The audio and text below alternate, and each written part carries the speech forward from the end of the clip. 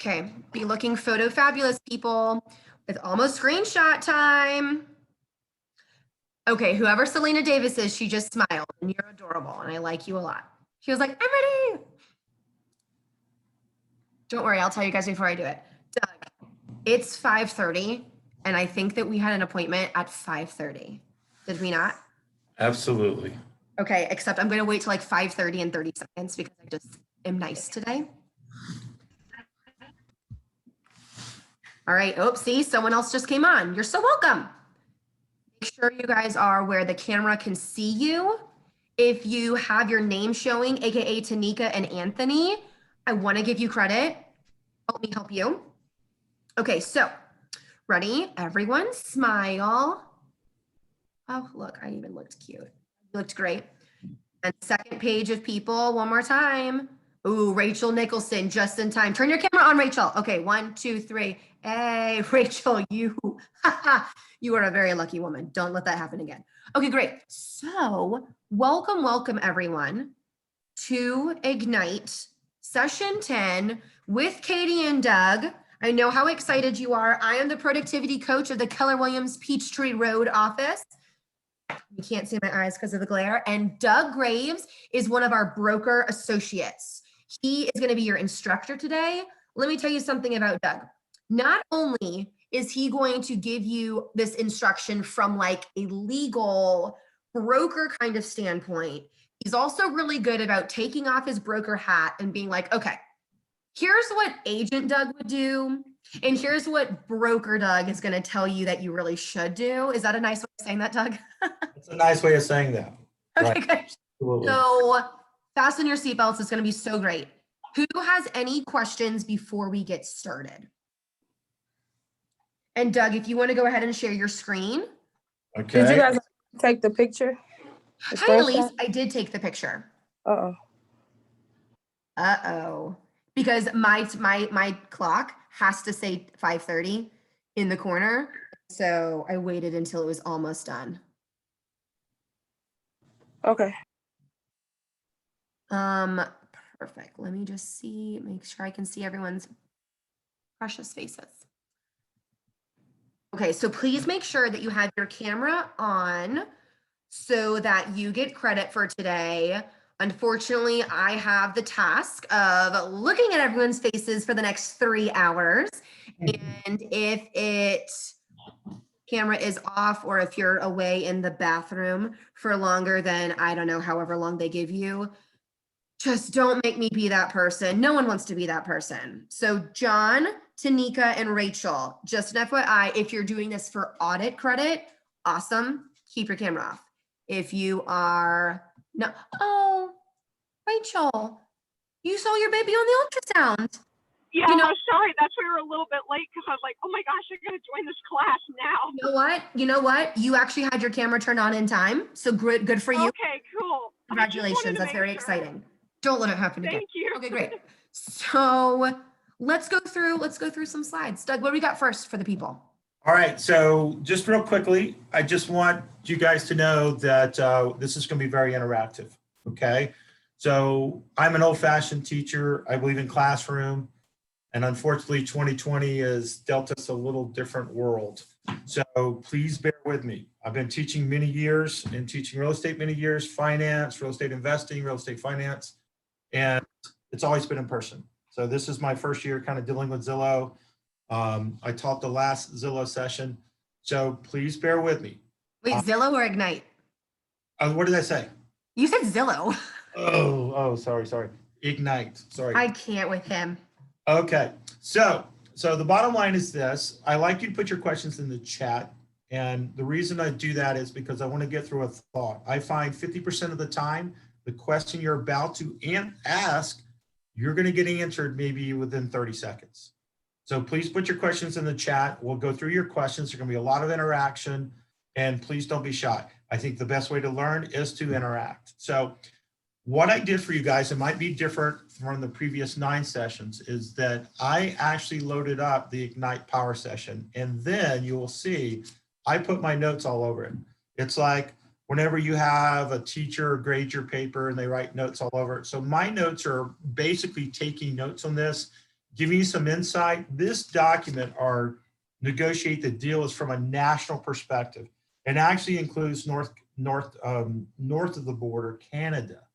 So I'm trying to bring in a lot of cases, some of the Georgia elements that you might have, and I think it's very important. So you're going to see a lot of notes on here. So let's get started. Any questions before we get started? Are we good? All right. So, and please bear with me. If you have a question and you're saying you have a question and I'm not answering, please let me know. Just say, hey, Doug, I got a question. Well, let's try to get through the session, a couple of the points first. So the first 9 pages, we'll go through it really quick because not the meat and potatoes, it's more housekeeping. So basically, is everybody seeing, let's just let me know if you're not seeing in this chapter. Is everybody seeing my screen? Give me a thumbs up. Yep. Okay, good, good. Yeah. So in this chapter, there's 4 major parts. We're talking about, the first segment is to negotiate to win. And I want you to think of it's negotiate to win-win. If you've ever negotiated anything in your life, you know, if you have children, negotiating how many cookies they have, if you have parents, how much money you're going to get for an allowance. If one person is not winning, then the other person doesn't get what they want. That is true in real estate. Win-lose arrangements don't last very long in real estate. So I need you to think from a standpoint of, and if you know, and been with Keller Williams a little bit now, you know that's one of our biggest mantras, a win-win, right? Learn tactics and counter tactics. I'm going to teach you from a broker perspective and a sales hat perspective. My wife and I have a real estate team here. We're usually in anywhere between any given month, between top 5 to number 1. So we have a very productive team. So it comes from sales experience too. I've been with Keller Williams for 14 years. I've been in 3+ decades in some form of this business. And I'm a big student of business, life, and I learn from so many different people. And a lot of this I'm sharing with you is what I've learned. Is there more than one way to do things? Everybody go, absolutely, yes, right? Let me see your heads nodding. So this is one perspective. And this perspective is based on the many people in my life. I'm old, 3+ decades of learning this business. Okay, so I'm going to give you that in the next 3 hours, and I want you to absorb as much as you can. I've also included in the chat my name, my phone number, and my email address. The best way to reach me is to text me and say, do you have 5 minutes? I'll give anybody 5 minutes. We're all in the same family, no matter if you're in Buckhead, Dunwoody, East Cobb, First Atlanta, Cityside, or even Peachtree Road. I consider us like all cousins, okay? So if there's anything I can do, please let me know. And then we talk about making a win-win agreement. It was kind of the repeat, but the agreement itself has to be a win-win or it's no deal. And then bulletproof your transactions. I don't know if bulletproof's the right word. What we can do is put a little rain jacket on them so they don't get so wet sometimes, okay? So let's get started. Everybody ready? Let me see the thumbs up. Okay. All right. So the first couple pages, this was a page for notes. This is the exact manual that I put up here for you. Table of contents. We're going to go through this. There's no reason for me to read this to you. Another page for your notes. Today's expectations, Cappers and Training Ignite faculty. Katie, I just want to ask you a quick question before we get started. There is a video on here. Can you somehow get a link in the chat if they want to watch this video later? Sure. Because I could not find it. I know it's in here somewhere. So I want to make sure that we're covering all the course material. And So- just FYI, hey, if y'all have, I don't want to be the bad guy, but I only want to say this once.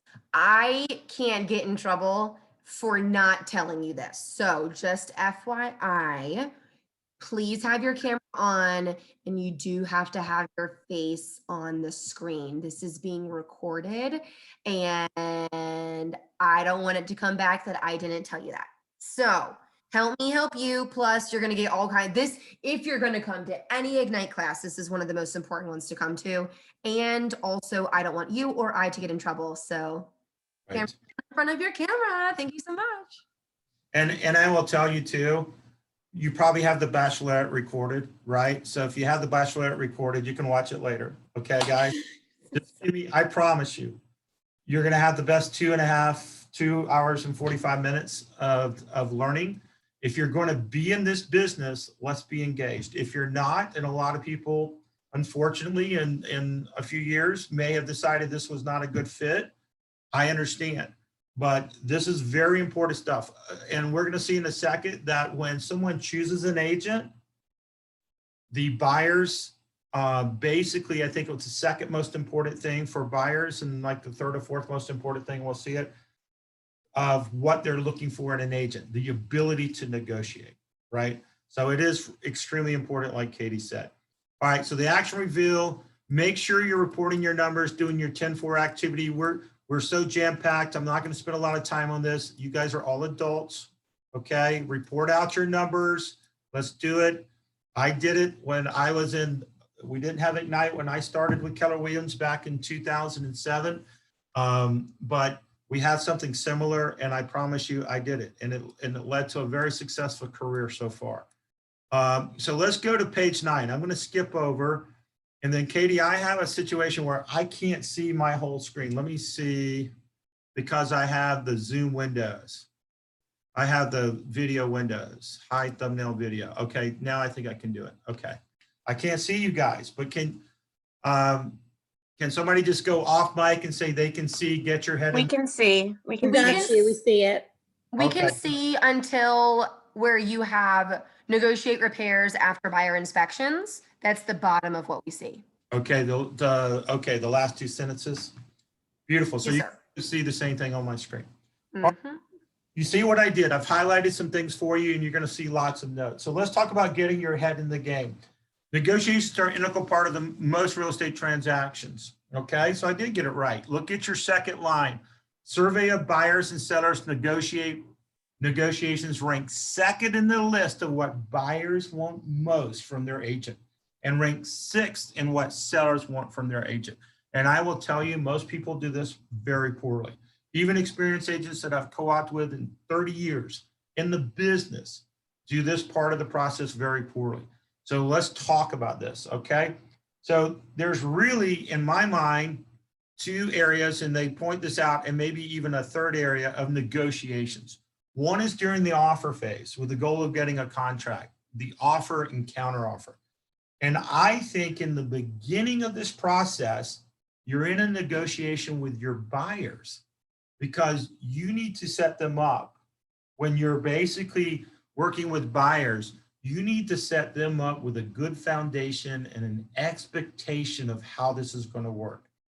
I think the difference between buyers, agents who have to show 30 properties and show 3 properties to get under contract is a negotiation of how they frame the beginning of the relationship, right? So not only are we negotiating, that's what most people think we're doing, is negotiating with the other agent. We're negotiating with our clients. Can I hear a big aha? Anyone? Is that a big aha? Okay. Uh-huh. Yes. Ah, Aha, good. Because we think about negotiating with the other agent. What we're really forgetting is we're negotiating with our client. And it's also the seller too.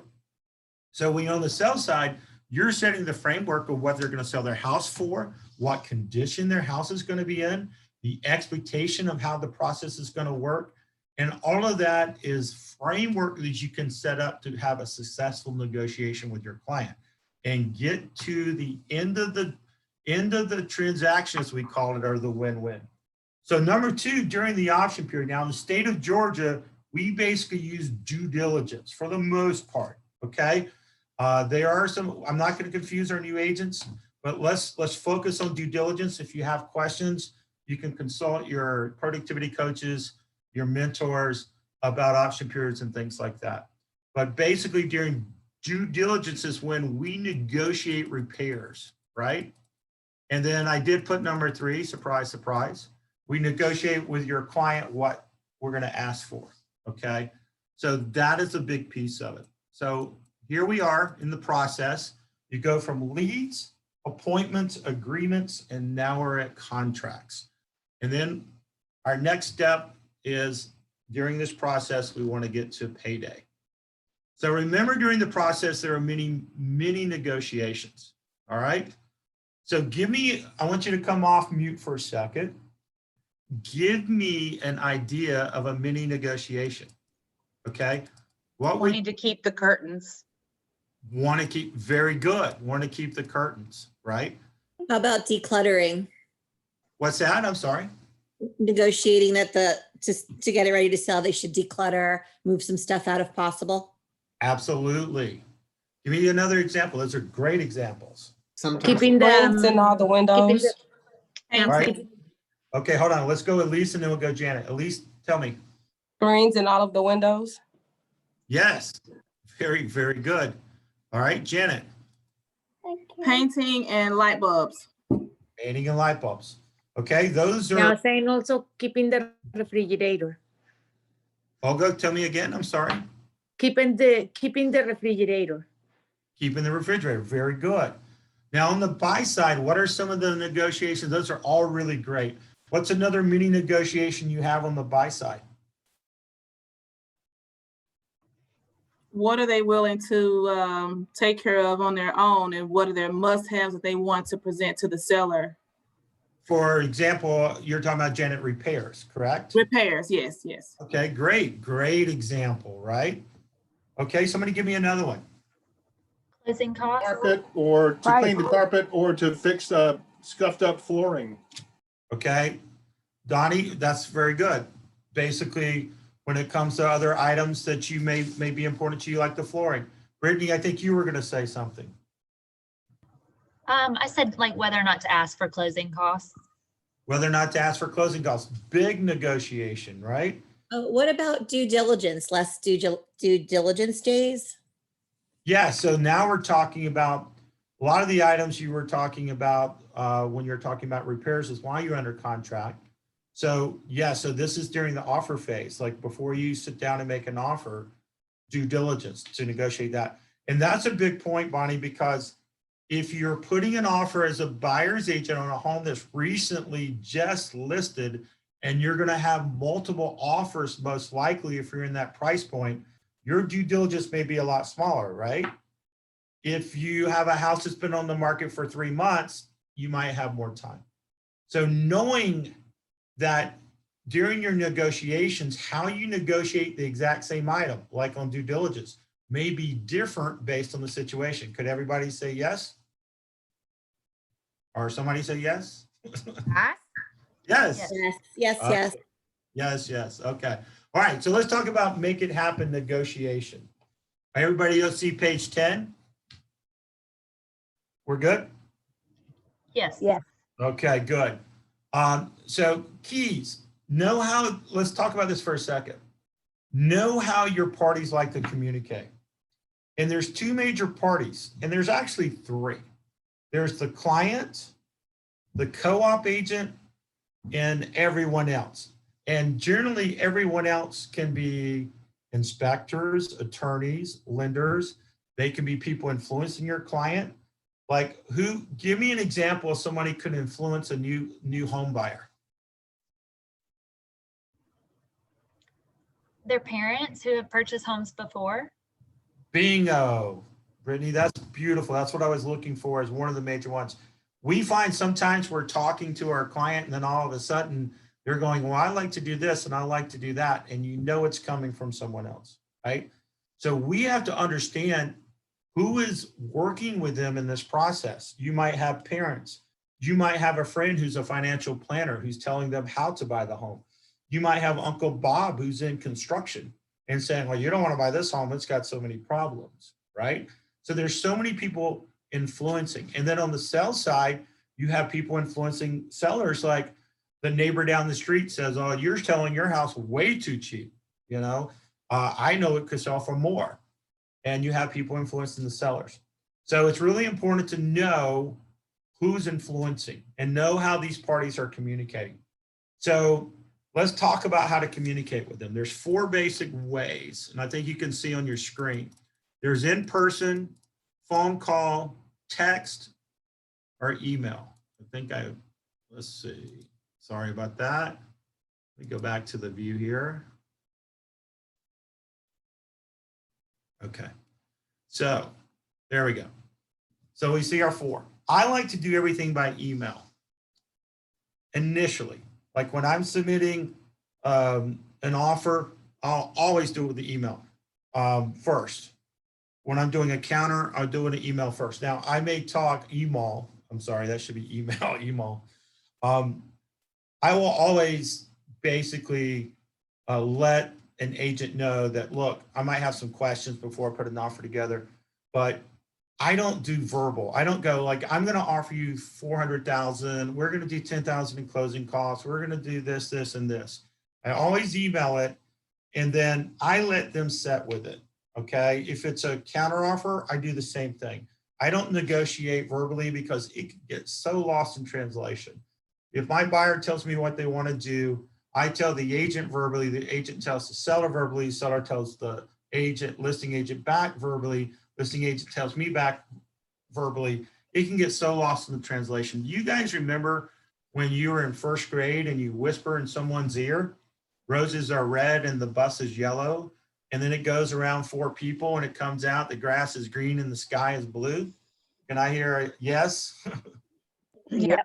So things get lost in conversation sometimes. So when you have something important like the offer, and I also think that if someone's looking for something, they're going to have a preconceived idea as soon as it leaves your mouth. Once you tell somebody the price you're offering, they're not listening to anything else.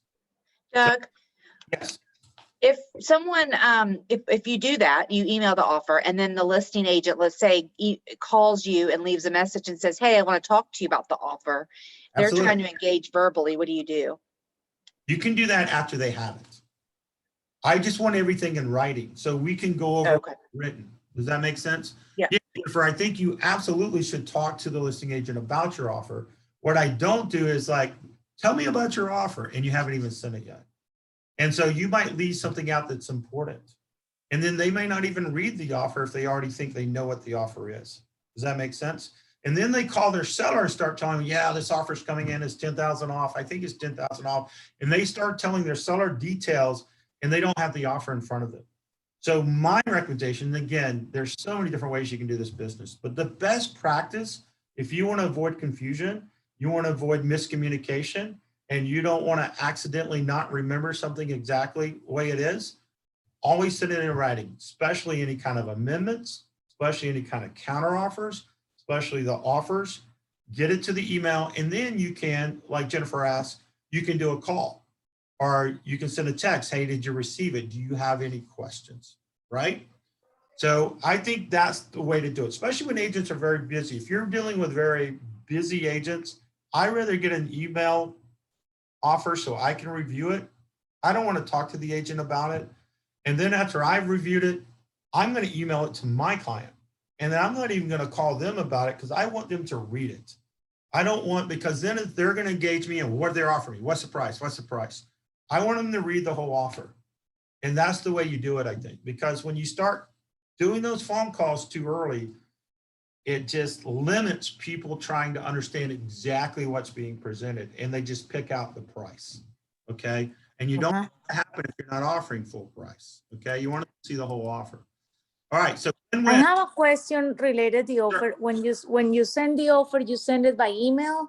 You print it. Do you have to get the signatures with DocuSign, or you just send the offer with a manual signature and that's an email? Well, that's a very good question. So there are many ways that you can get an offer signed in 2020, okay? When I started in the business, there was no DocuSign or document electronic signature system. So whether you get it signed by ink, whether you get it signed by electronically, you would want an offer signed, okay? I think you're not asking that question, but I want to make sure I state that. Do not send an offer that does not have your buyer signature on it. You can send something on a paper but it now. doesn't have to be DocuSign. Could be manual and then an email, a formal email. There's agents I work with that won't take a dot loop or a DocuSign document. What they're looking for, I mean, it could be electronic signature. You're saying DocuSign. I think what you're talking about is any document that has electronic signature, because you can use dot loop. You can use RDocs in the past. You can use Remedy. There's many systems that allow your client signing using their computer, correct? So what I always find is the best process is however you get it signed, change it into a PDF and send it in a PDF. Because I will tell you, as a busy agent, and we have, you know, pretty big volume, and a lot of busy agent colleagues, no matter what company they're in, they don't want to see one file as a purchase and sell agreement, one file as the financing contingency, one file as a property disclosure, one file as a lead-based paint exhibit, right? Put everything in a PDF and send it. I'm going to tell you, my last listing that we had last month that had multiple offers, we had 17 offers. And I told them, if you send in multiple files, I'm going to send it back to you because I don't have the time to print everything out or create one document.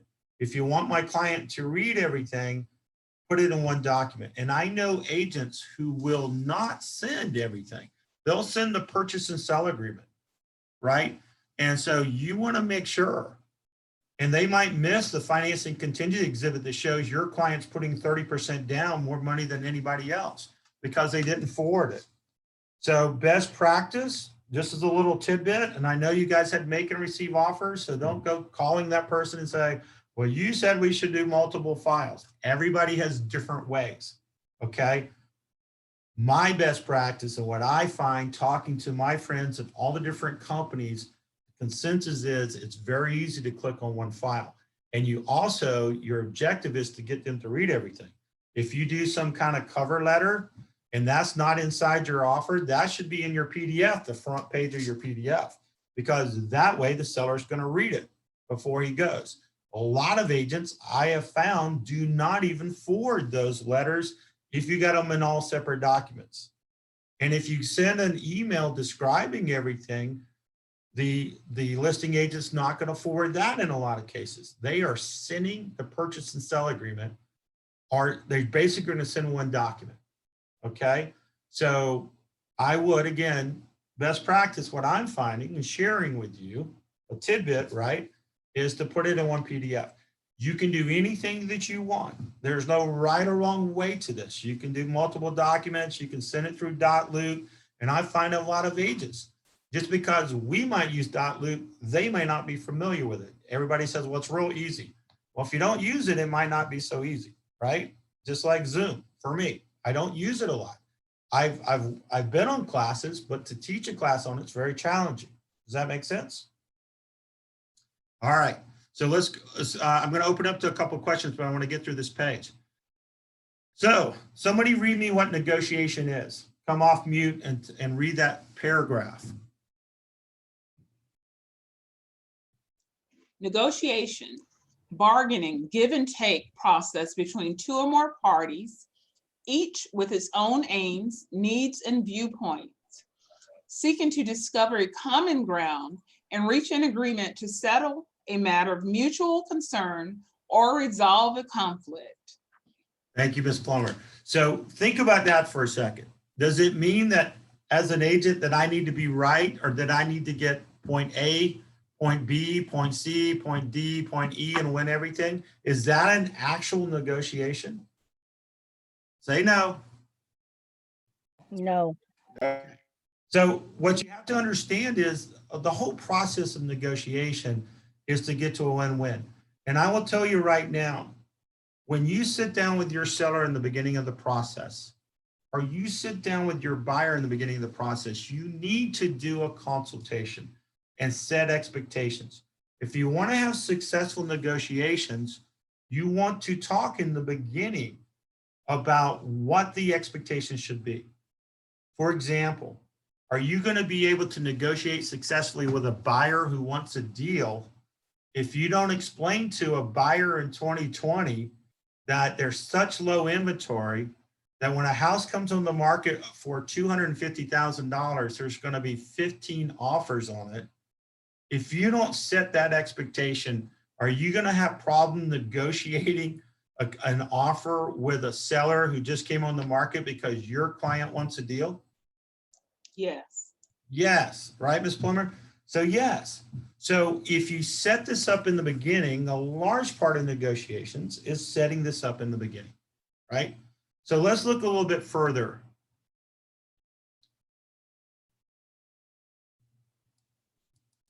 This is important. Who is influencing the people involved? Everybody thinks there's 4 people involved in this process, or 4 types of people. There's a buyer's agent, a listing agent, a buyer, and a seller. Look to the left side of the buyer. Somebody tell me what's the first group that they see. Parents. Of the first time buyer, right? Right. Yep.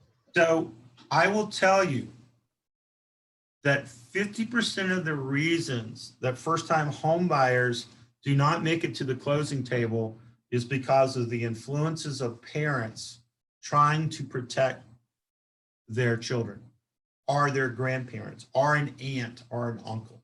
Does this make sense to you? This is not the way we did it when we bought our first house. What you're paying for this house is just unbelievable. Who would pay in my day, we didn't pay $500,000 in this neighborhood. You guys are getting, let me see your heads nodding, yes, okay? So setting the expectation for negotiations is that you may be working with a lot of other people than just your buyers. So I didn't put this on here, but the first question when you make and receive offers, the first question you're gonna ask, even in your consultation, is there anyone else that's going to be helping us in this process, right? And then they'll say, oh yeah, my mom and dad, they love us, they worry about us, it's our first house. The first thing I will do is get them involved, okay? And I will tell you, when they're involved in the initial conversation, or hey, when do they have 10 minutes, we can all talk and we can kind of get on the same page, because everyone at this table, you, your wife, your mom, and your dad, and my team all want the same thing. So let's put a strategy together that when we go to negotiations, that we're all on the same page. Because most of the time, if you don't do this, you're going to be negotiating against yourself. The buyer, you're going to be negotiating with the parents. So that's important. Somebody read me the next person that basically gets involved with a buyer. Agent, family member in another state. Yes. And that's a problem, because I'm putting on my broker hat. And you have to be careful, because you don't want to create confrontation. But you cannot practice real estate in another state that you're not licensed. So if my sister in Washington, D.C. wants to buy a house, I should not be coaching on her what to ask the agent, questions they should ask. You really should not. Okay. Now, wink, wink, does that happen? Yes. But what happens in the case when you're working with a buyer and an agent in New York, and I had this happen earlier this year, she kept saying, well, you shouldn't put an offer on this house. This house is going to have too many problems. I can already see. They were looking at a fixer-upper. Well, in the city of New York, in the Manhattan area, you actually have your own attorney and you negotiate repairs before you go under contract. Now, is that very different from a process in Georgia? Say yes. Anyone? Can I have a yes? Yeah. Yes. Yes. Yeah. Great, great. So the bottom line is, when you have an agent from another state, they may not even be doing business or understand how business is done in Georgia. Agreed?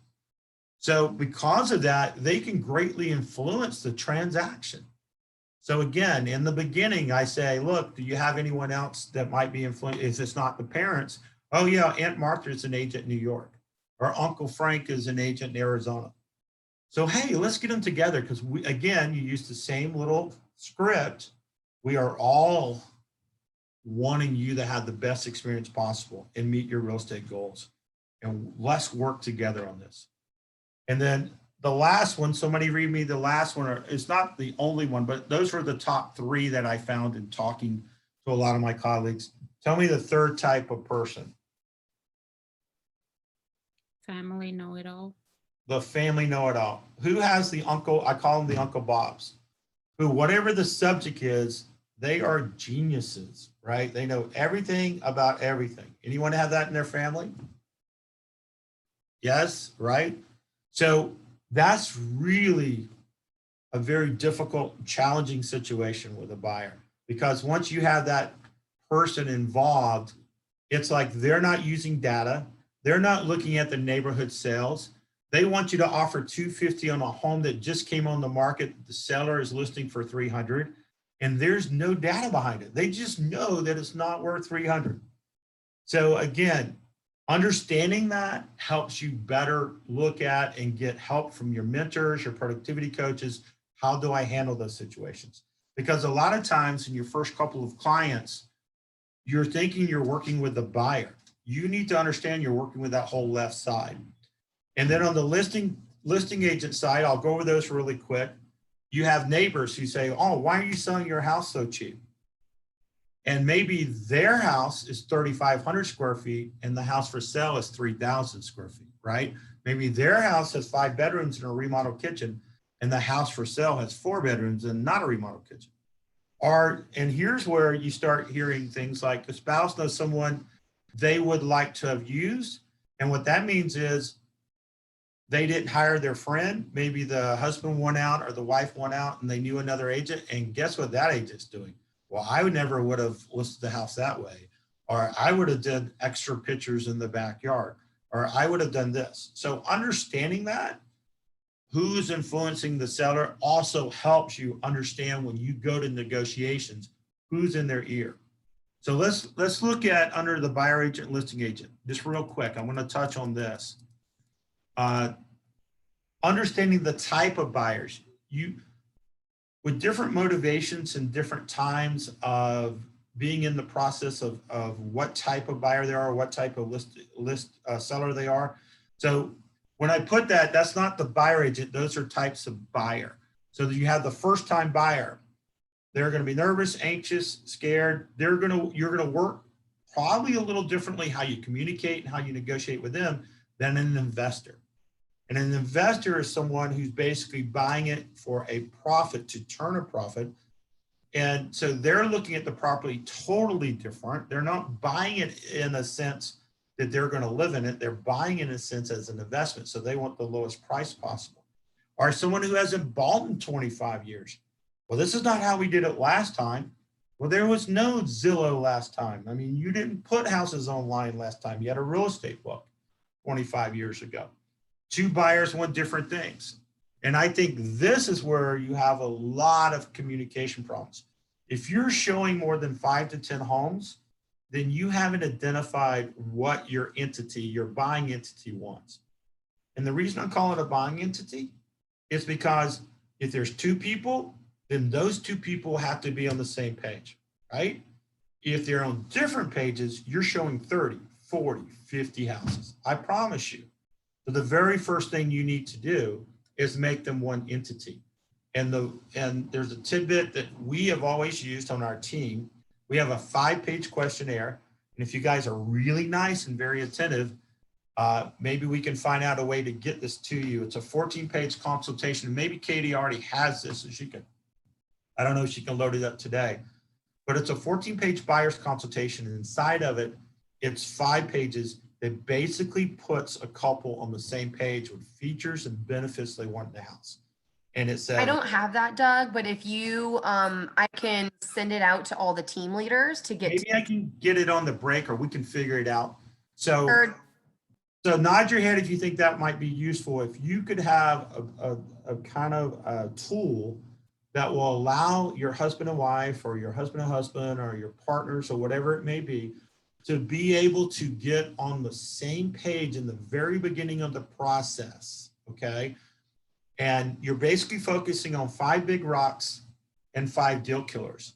And when you showed 3 houses that have all the big rocks and none of the big deal killers, you should have 3 choices, right? But if the buyer, that buyer A of this entity has 3 big rocks that are different from buyer B, you can see the problem.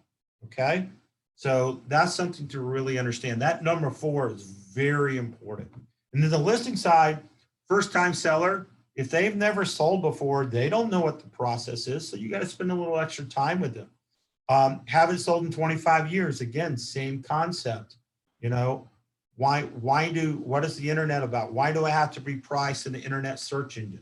We've always priced homes at $299. Well, if you price at 300, you're going to catch everybody on the internet searching from 275 to 300, and you will catch everybody searching from 300 to 325. So those type of framing conversations are very important. Estates. So when you have mom died, okay, and left the estate to the 3 children, that's a whole different set of negotiation. You might be, as a buyer's agent, working with a listing agent who has 3 different sellers living in 3 different states, and they may not like each other. So imagine, if you understand that, how the negotiation will be different, right? And then distress sales, which we're going to see a lot of these next year. We're going to have a lot more foreclosures because of the forbearance and what that basically was in March and April when COVID started and people were getting laid off and couldn't work. Basically, people could take up to a year to not pay their mortgage.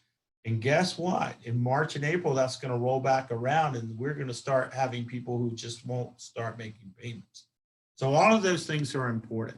Any questions on that? Let's open this up for a few questions. And I'm going to check. I'm going to try to do this. I'm going to check our chat box while you guys are asking questions, and maybe I won't mess this up. Go ahead. Who has questions? Hey, Doug, I had one. Okay. I put it in the chat earlier, but it's something that you mentioned. So we're all going through these classes, right? And every instructor is a little bit different and giving different advice. Sure. And one of the things that you touched on earlier was not calling the agent before you made an offer. But I think literally in our last class, they told us to call the agent like right before you make the offer. All right, so let's back up. So this is why I like to have in-person classes and why we can interact. It's not that you don't call the agent. It's when and what you say when you call the agent, okay? So Brittany, you be the listing agent and I'll give you an example. Okay. Okay. Hi, Brittany, this is Doug Reyes with Keller Williams Peachtree Road. How are you? Hi, Doug. It's been a crazy day. What about you? It's been a crazy day, right? 2020. Hey, I wanted to let you know, I don't know if you're in front of a computer, I just emailed you an offer, okay? Okay, great. Your property at 123 Main Street. We're very excited. My clients are very excited. I'd like you to take a look at it, present it to your clients. When you get a moment after you reviewed it and present it to your clients, if you have any questions or any concerns, will you please reach out to me, Brittany? Yeah, absolutely. Can I ask what the offer was? Well, what I did was there's some really amazing things. You're going to be very excited about it. I don't have the time right now to go through all the details because I don't want to skip and miss something and not tell you something. Take a look at it. I've got to run, and please reach back out, and I promise you I'll get all your questions answered. If you have any concerns, I just want to make sure you take a look at it. All right, sounds good. Thank you so much. And thanks for understanding. I just wanted to make sure you have it at the earliest possible moment. Yeah, no, I'm glad you caught me. Thank you. All right. All right. I'll let you get back to work. We'll talk soon. Okay, bye. You see how I did that? It's not that I don't call her. I just don't want to get into the negotiation because who's going to make a decision on whether or not to accept that offer? Will it be Brittany or will it be the seller? Seller. Right. So I don't want Brittany to have any preconceived notions about the offer. I want her to open up and go through the whole thing. Okay. And you know what? I put a summary page and I usually put something on top of it and I talk about everything except for the price because I want them to read all of that and then go to the price. Because what most people do, if you send the purchase and sale agreement first, they are looking for the price and it's gone. Mm-hmm. On my PDF, my whole front page is talking about how we're going to work together, how we make sure that we have a short due diligence, how we will be flexible in closing, how we're going to be all of those different things. And then price is last, because right now you're probably giving list price anyway. You're giving what the seller wants if you're smart, or you're not going to win the deal. Because there's not too many houses that have been on the market for 4 months that you can get a deal on, okay? So you see that I'm not telling you not to have a conversation. I'm telling you when to talk about it. So let's say an hour later, Brittany, you look at it, send it to your seller, and you're calling me back. Then I'm going to go over it with you, right? Does that make sense, everyone? It does. So you're basically saying like, send the offer and then just give them a call, just letting them know you sent the offer, but not necessarily talking about the offer. Yes, because Okay. think about Christmas, right? What did you give me for Christmas? What do you give for Christmas? Well, I want you to open up the present. And then we can decide if you're going to keep the present, if you're going to give it back to me. Like if I gave my wife a blender, it will be thrown back at me. You guys get it? So if I don't want to tell you, I want you to do it. Because a lot of times you need to sit with it, especially if the offer is not going to be list price. You want people to sit with it. Now, I will say if it's list price and I don't know if there's a competition, if I don't think there's any multiple offers and I ask all these questions, this is not the class for make and receive offers. I teach when I make and receive offers, a series of questions that I will ask. 25% of the time I get the listing agent to fill out my offer, okay? And during the break, if you want to hear more about that, I'll stay around for our 15-minute break and talk about it. But if you want to win a multiple offer situation, get the listing agent to fill out your offer. And there's a technique to that. So the bottom line is this. Sure, you can say I got an offer, but once you start talking about the terms of the offer, that listing agent may start getting sour on your offer. Like the seller goes, all right, tell me about the offer. Well, it's not that great. Okay, you don't want the listing agent to go, it's not that great. You want the listing agent to forward it and go over it together, hopefully, okay? All right, thanks for playing with Brittany. See, Brittany gets a star by her name. All right, so any other questions on that before we start about negotiating tips? Very good question. Anyone? Jump in. 3. Is everybody? Jennifer asked if you could share your cover page. Yes, it's different with every transaction, okay? You'll find with me after a certain number of years in this business, when you first start out, I think scripts are invaluable. And Katie does an amazing job in our office of setting up new agents for success. She helps them with scripts, she gives them tools, and I know each of our offices, all our sister offices do the same thing. Create your foundation. After your foundation, then you can start assimilating different things that you use over experience and talking to your colleagues. I mean, we do a lot of sharing. I have some amazing colleagues in this office, and all of your office you do, and everybody's willing to share. So when I do the cover letter, it's based on if I know the person, the other co-oping agent might be a little different. If I'm a multiple offer situation, it might be geared a different way. If it's something I really going to offer, I don't like the word lowball offer, but an offer less than list price, right?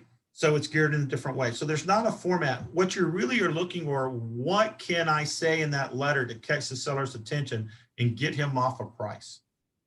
And even when I'm list price, I still would do it, okay?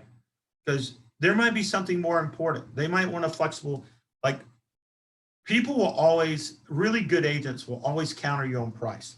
They're looking for the most qualified buyers, maybe the most flexible closing period. Like a lot of people who are building houses right now as a listing agent don't want a 30-day close. They want a 75 or 100-day close. So their client's not homeless. Does that make sense?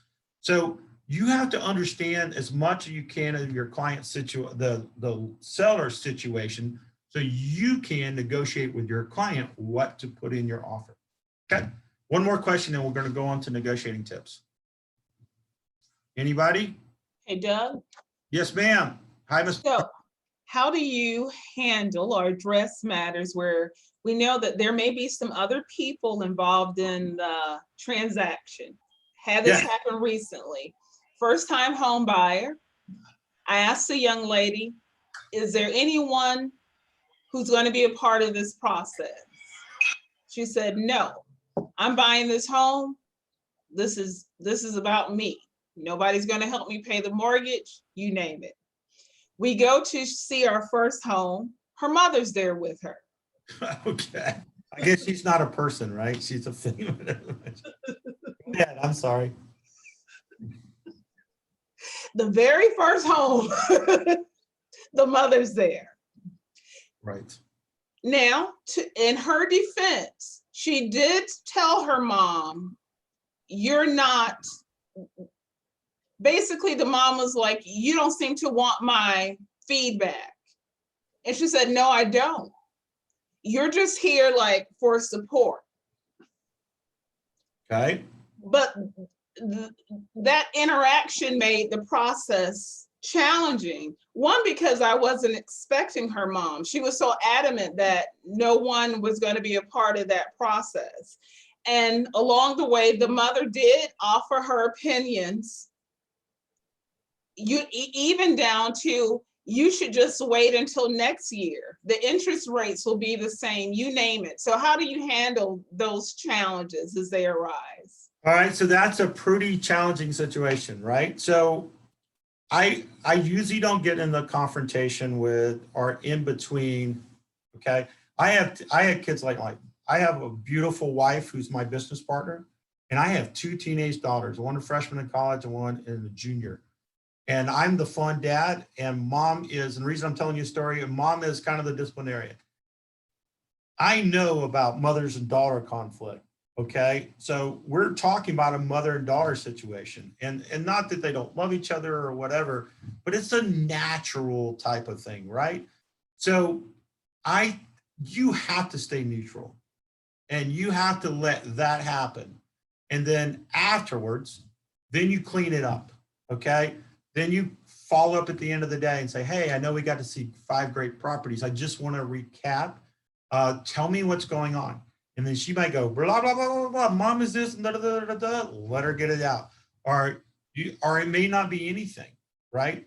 So I just let the dynamic happen and stay neutral.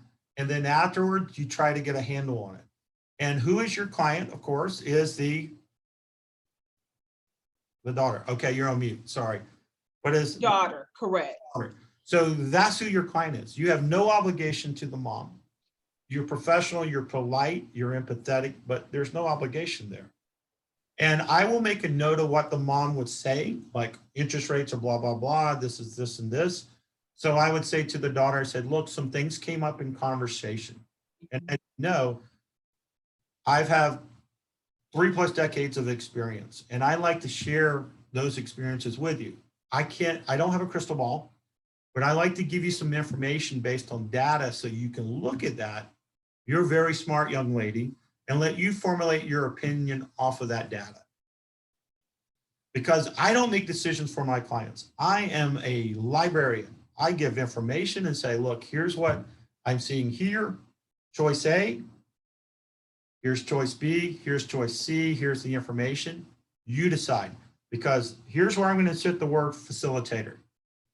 You are a facilitator. You are not a decision maker. We are not here to say my opinion, my opinion, my opinion. We are here to say the market says, the market says, the market says. Okay? Experience says, experience says, experience says. If you're a new agent, what do you say? My team says, my colleagues say. So you can pull in the information however you want to pull it in. We all have amazing offices with amazing people. If you don't have numbers yourself, use your office's numbers, right? Use the Rawls Group's numbers. So I hope that helps, Audra, to answer your question. Yes, thank you. You're going to get those situations. Never get involved in the moment. It just needs to play it out. Don't get in an argument, because you're not going to win, okay? Who wins arguments? No one. I don't win any arguments with my wife. I don't win any arguments with my daughter. It's not a win-win situation when you are arguing. Someone is always going to win and someone's going to lose. And in a real estate situation, it's even worse, okay? You don't want to get in between them. Let them, they're grown people, let them work it out. And then afterwards, you do damage repair, okay? So that's a very good question. That's going to happen to you quite a bit. And as you get more skills, if it's blatant, then you say, look, I can see, you probably heard this, I understand how you feel, right? Other people have felt that way before. And I found through the market what this is telling me today. I understand people think that the interest rates may stay low, okay? People have felt that way before.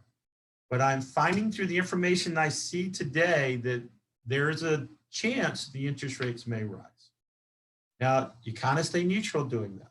you relate to the person who's making the kind of erroneous statement or statement we don't know if it's true or not, if you felt you had to say something, right? Does that make sense? Give me a thumbs up. Okay. All right, let's talk about negotiating tips. I'm gonna do this. Here's the thing. So like with that situation, very good situation. I'm glad you brought it up. You're always going to keep calm. Okay. Whether it's between you and a co-op agent, between it's you and your client, between it's you and a client's influencer, we'll call them, you always stay calm, always. And if you have to create a pause, I will always do this. Like I have co-op agents say, you're not being fair. You're being stupid. This is not that. And it's not you at all. You're the agent. You're not making a decision, or you're representing a buyer or seller. And if your buyer or seller tells you to do something and it's within license law, I'll put on my broker hat, if you're not breaking the law, you better darn well do it. Okay. And I'm sorry if the other side doesn't like it. And some people get upset because of that. So what I do is I break it up. If I got somebody being unprofessional or making it personal, and they will, I promise you, you're going to go through this, then I usually use this script, okay? Hey, and I'm just going to use a name, John. Hey, John, I understand this is how you feel. Let's not make this personal. Let's keep this professional. I have something I got to go take care of. I like to resume this conversation. Give me 15 minutes. If it needs to be 15 minutes, give me 30 minutes. I promise I'll call you right back. Well, Doug, I need to talk to you now. I know something came up. You understand this business. We always have chances of things coming up. I want to finish our conversation, but please, I will call you right back once I handle this situation. Okay? Okay. So what you're doing is breaking the pattern. And what you're really doing is not telling a fib. What you're handling is your ability to stay calm. And if you know my office in Peachtree Road, I'm in the back and I love it. We're like a log football field. And right next to mine is one of our, kind of a bathroom. And I'll go in there with a big fan on and I'll just let out a couple of big screams. And sometimes you can hear me, sometimes you're not. And it's not, I think what I'm doing is just stress relieving. I'm not really screaming. I'm just doing a big sigh or just taking deep breaths, because it takes about a few minutes to calm yourself down. The last thing you want to do, is to make a decision or say something that you regret. The reason deals fall apart probably 90% of the time is not because of a difficult buyer or seller. Listen to this. I'm about to give you the big aha. Is not because of a buyer or seller. It is because of the co-oping agents. Can I hear an aha? Okay. Agents get emotional. Agents create their own problems. Okay. Well, that's not fair. Why are you doing this? Well, we're not doing anything if we're doing this properly. We are honoring the wishes of our clients. Okay. So when you have somebody pushing back on that during negotiations, you want to stay calm. Everybody agree? So let's go through a couple of these real quick negotiating tips, and then I'm going to take questions, but I want to make sure I get through this because I'll get talking and answering your questions and we won't get through the material. And since we're being probably recorded, I don't want to go to timeout in Ms. Rawls' office. Okay. So we understand of keeping calm. It's very important. It's essential to successful negotiations. If you get into an argument, it becomes confrontational, it's not going to work. Okay. It has to be a win-win or no deal. It becomes a win-lose when you start fighting with each other. Okay. Remember your goal, assign contract. I think the goal should be here, remembering I didn't write this down, is your client. Okay. Your client has to be, and they say it at the end of that sentence. This is what you're driving toward. It's what both agents and their clients have in mind. It's their goals. And we cannot create situations that are going to create an opportunity where maybe the other side gets mad. I've seen agents, unfortunately, create a situation where they convince their client to get out of the contract. They get so mad at the other agent and say, well, they're just not going to do your repairs. We should go ahead and just tell them we're not going to do any repairs and we can go back on the market and we'll get a better buyer next time. I mean, that's just an angry agent. It has nothing of doing like presenting what the buyer's requesting and the seller making a decision on what the buyer's requesting. Okay. And when I have difficult situations, my client never really knows. I don't tell my buyer that we're dealing with a difficult seller. It's not the seller probably being difficult, it's probably the listing agent. I don't do that. Maybe after closing, I'll say, "Woo, this was a tough one." But when you start planting those seeds, it hurts your negotiation. They start getting anxious and they start taking on your kind of mantra of, well, they're difficult. Yeah, so you told me they were, well, we don't want to work with them, do we? No, we don't. You know, you don't want that to happen because that is about you and not your client, okay? Control. What you say to someone involved in this transaction, if you create anxiety in your client and other parties, you are reducing the leverage in negotiations, okay? Very important. Continually refer back to motivation. Remember your client, why they want to buy or sell. Help them reevaluate their requests. The client's big why. You guys know in joining Keller Williams, we talk about our big why. We also want to know our client's motivation and their big why. Look at the next one. Don't reveal too much. Listen more than talk. Confidentiality. Now, this is important. Some of you are going to work on teams. You may even work with an agent on your team. Even when that's called designated agency or when you work with an agent in your office. So like an agent in Buckhead works with another agent in the Buckhead office, you are considered to be designated agents, right? Under the same brokerage. So confidentiality is important and your client wants to make sure that you are listening to them and keeping that information confidential. Don't be attached to the outcome, all right? This is also important. Go down to like, well, let's read the whole thing. Somebody read this paragraph to me. I think it's very important. Read it to the rest of our group and give me somebody different this time. I've got 5 people. I appreciate the 5 people sitting at the front of the class. Let's have someone different read this to us. Don't be attached to the outcome. You'll do hundreds or thousands of transactions in your career, and there is no way you can get everything you and your clients want all the time. Don't let it affect your mindset if a deal doesn't go through or if your client doesn't act on your recommendation. Find a different win for your client. Thank you, Ms. Davis. All right, so do you guys understand this? I think sometimes we get so lost. How many, just nod your heads, who's competitive? We all are, right? And I think we have to understand that if you go through, it's about win, win, win, win, win, win, win, win. You lose the sight of this is a negotiation and both parties have to win.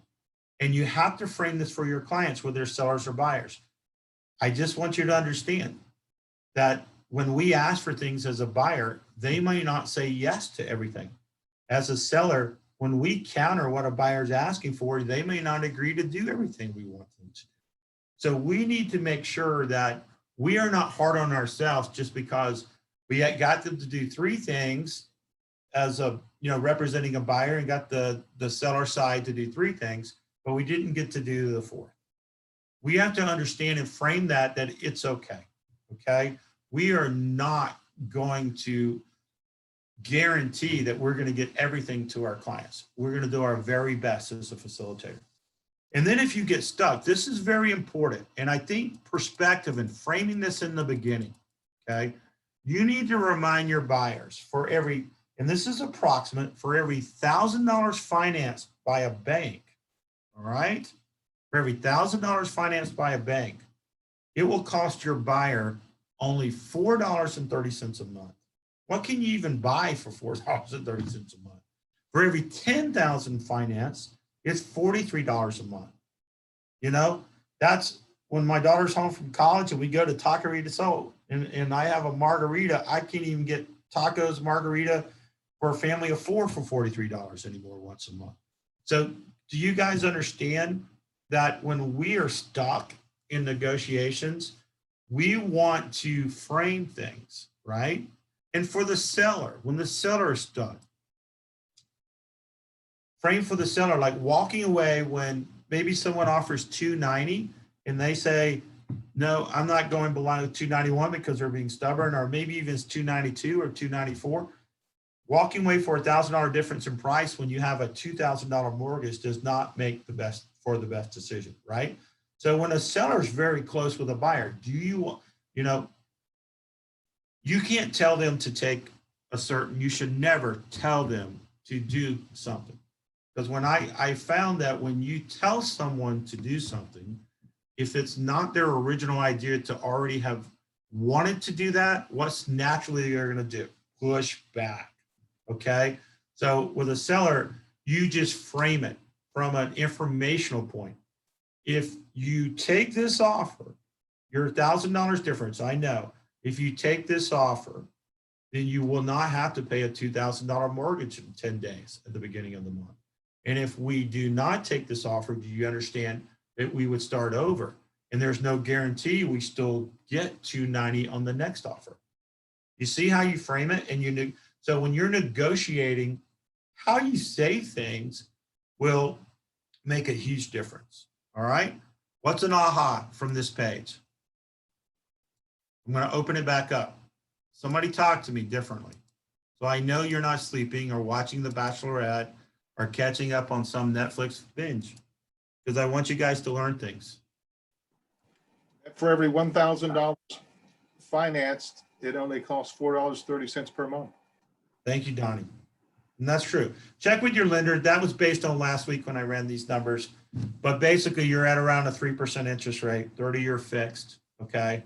So that's what that looks like. Somebody tell me something else. What's another aha?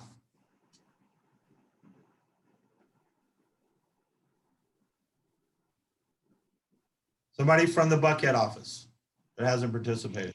Do we have any Buckhead office people in the house? I'm Buckhead, but I've answered, but. Okay, Jennifer. Can I just take more classes with you? Can you what now? Take more classes with you. Absolutely. Katie will send out my classes. I did a great workshop, and I'm not trying to plug this, in our office, and anybody's welcome, where we took 3 days. The first day we talked about making one, and I think I think somebody on here did that class. Brittany said she did, maybe. Brittany, did you like it? I did. But Jennifer and I were actually talking about you privately in the chat, and I was like, yeah, his class is great. He might have another one coming up. Okay, well, we'll get a list of those. Because my whole goal here is to share. It's not about what Doug thinks. Everybody heard Chicken Soup for the Soul, read the book, know about the book? Each chapter of that book is written by someone else. My teaching is a different chapter from a colleague, a mentor, another broker, some super team that I've learned from, whether it be for Sotheby's, Keller Williams, or Remax. And a lot of the stuff that I share is kind of been given to me from people who are paying it forward. Now I'm paying it forward to you because I want you to have, as a new agent, really good foundational tools. You don't have to, it's not the Doug way. It's just, here's some things to think about and you figure out how you want to do it, right?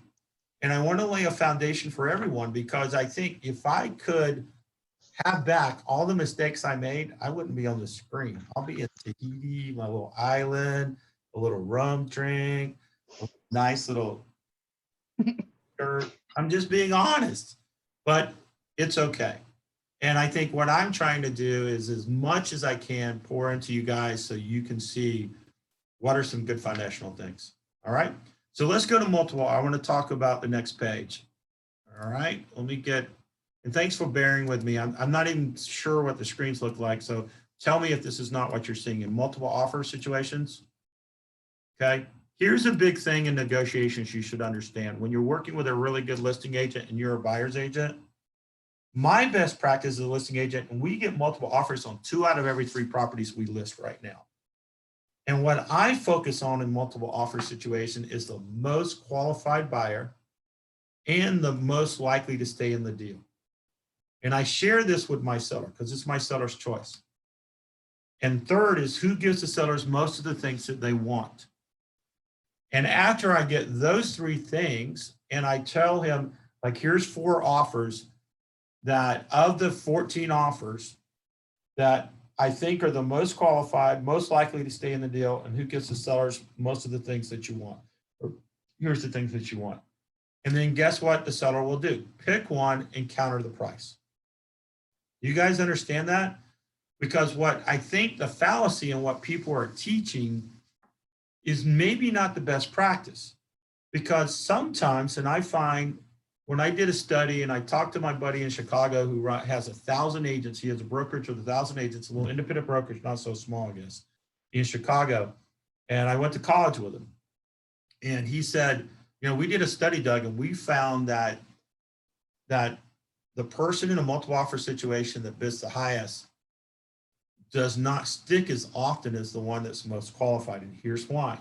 Because they're trying to take the property off the market. And then what they're trying to do during negotiation is to get the price back down or get compensation. So if the price is listed for 300 and somebody says, I'll take it for 310, then most likely what they're trying to get is $10,000, $15,000, $20,000 worth of compensation, maybe, you know, some repairs that need to be done, an allowance, a full allowance or whatever they can get.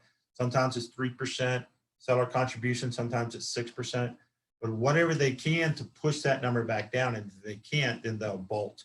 Their whole goal was to be the first one and tie up the property. Okay.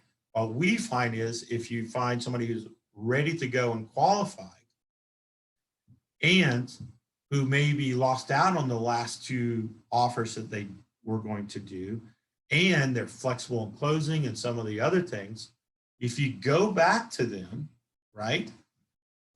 Like Jacqueline, let's say Jacqueline was the buyer's agent. If you go back to Jacqueline and I say, Jacqueline, look, I know you came in at 290, our list price is at 300, we got multiple offers. If your clients are willing to pay 303, we got a deal. And that's the only time I might do verbal if it's just price, because I told you I want everything in writing. And usually I would write that in a counteroffer because then she can send it to her clients and they can just sign it. So bottom line is most of the time they will go up in price and then they're in the deal. Okay. Cash offers are notorious. They get out at a higher percentage because what they're trying to do is they want you to give them a little bit of a discount because they're cash. And a lot of people have no intention of putting cash. They're going to flip it to a mortgage.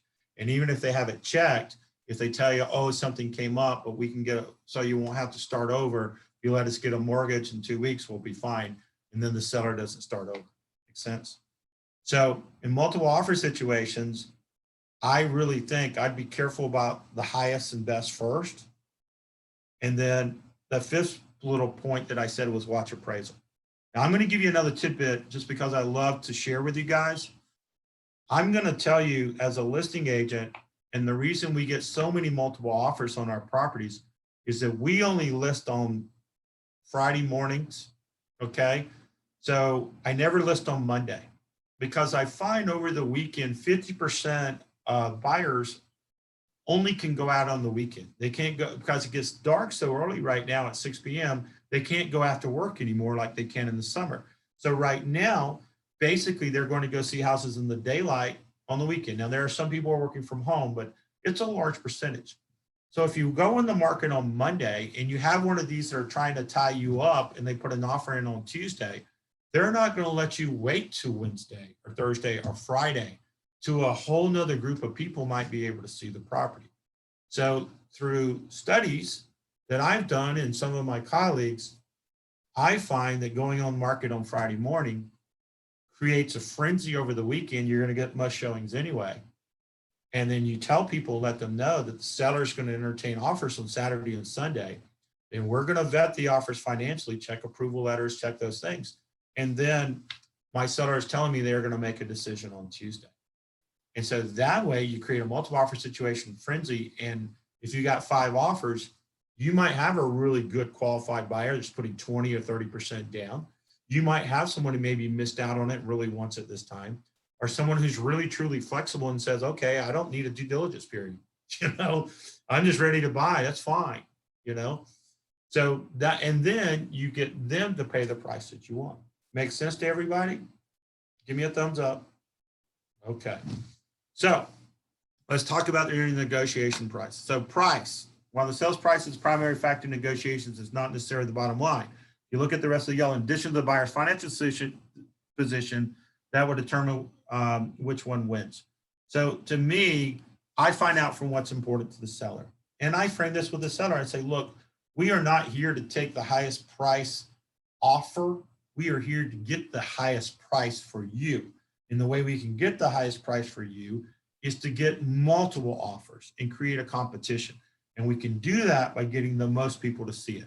We get the most people to see it when we go on market on a Friday and create a frenzy. Because right now, if you're a brand new listing, everybody's watching. There's no inventory, right? So keep that in mind. Okay, let's talk about closing costs. And we're going to answer some questions at the bottom of this page. So bear with me. Oops, sorry I did that. Here we go. All right. Keep seller focus on the bottom line and closing costs. You will find sometimes sellers, when they're asked to pay closing costs, I'm not paying closing costs. And you can sit there and say, wait a minute, you're selling your house for 300. If somebody offers you 310,000 and asks you to pay 5,000 in closing costs, which means what? Somebody tell me, if you're getting 310 on a house that's listed for 300 and you only have to pay 5,000 in closing, what's the net to the seller after paying closing costs? First grade? 305. 305. Is that more than somebody offering 300 with no closing costs? Yes. Yes. But will you believe that 1 out of 3 sellers get so caught up? They ask your closing costs. I'm not paying closing costs. So you have to keep seller focus on the bottom line and let them understand it. So if I know I've got a seller like that and I'm a buyer's agent, I will negotiate net. And then I will go back and say, look, Mr. Seller, will you pay 300? Will you take 300? Or the listing agent present it, and they say, yeah. And then the next day you will find 99.9% of the time, hey, Mr. Listing Agent, this is Doug, the buyer's agent.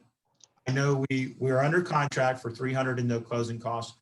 We got an estimate from the lending company, and there's going to be 5,000 in buyer's closing costs.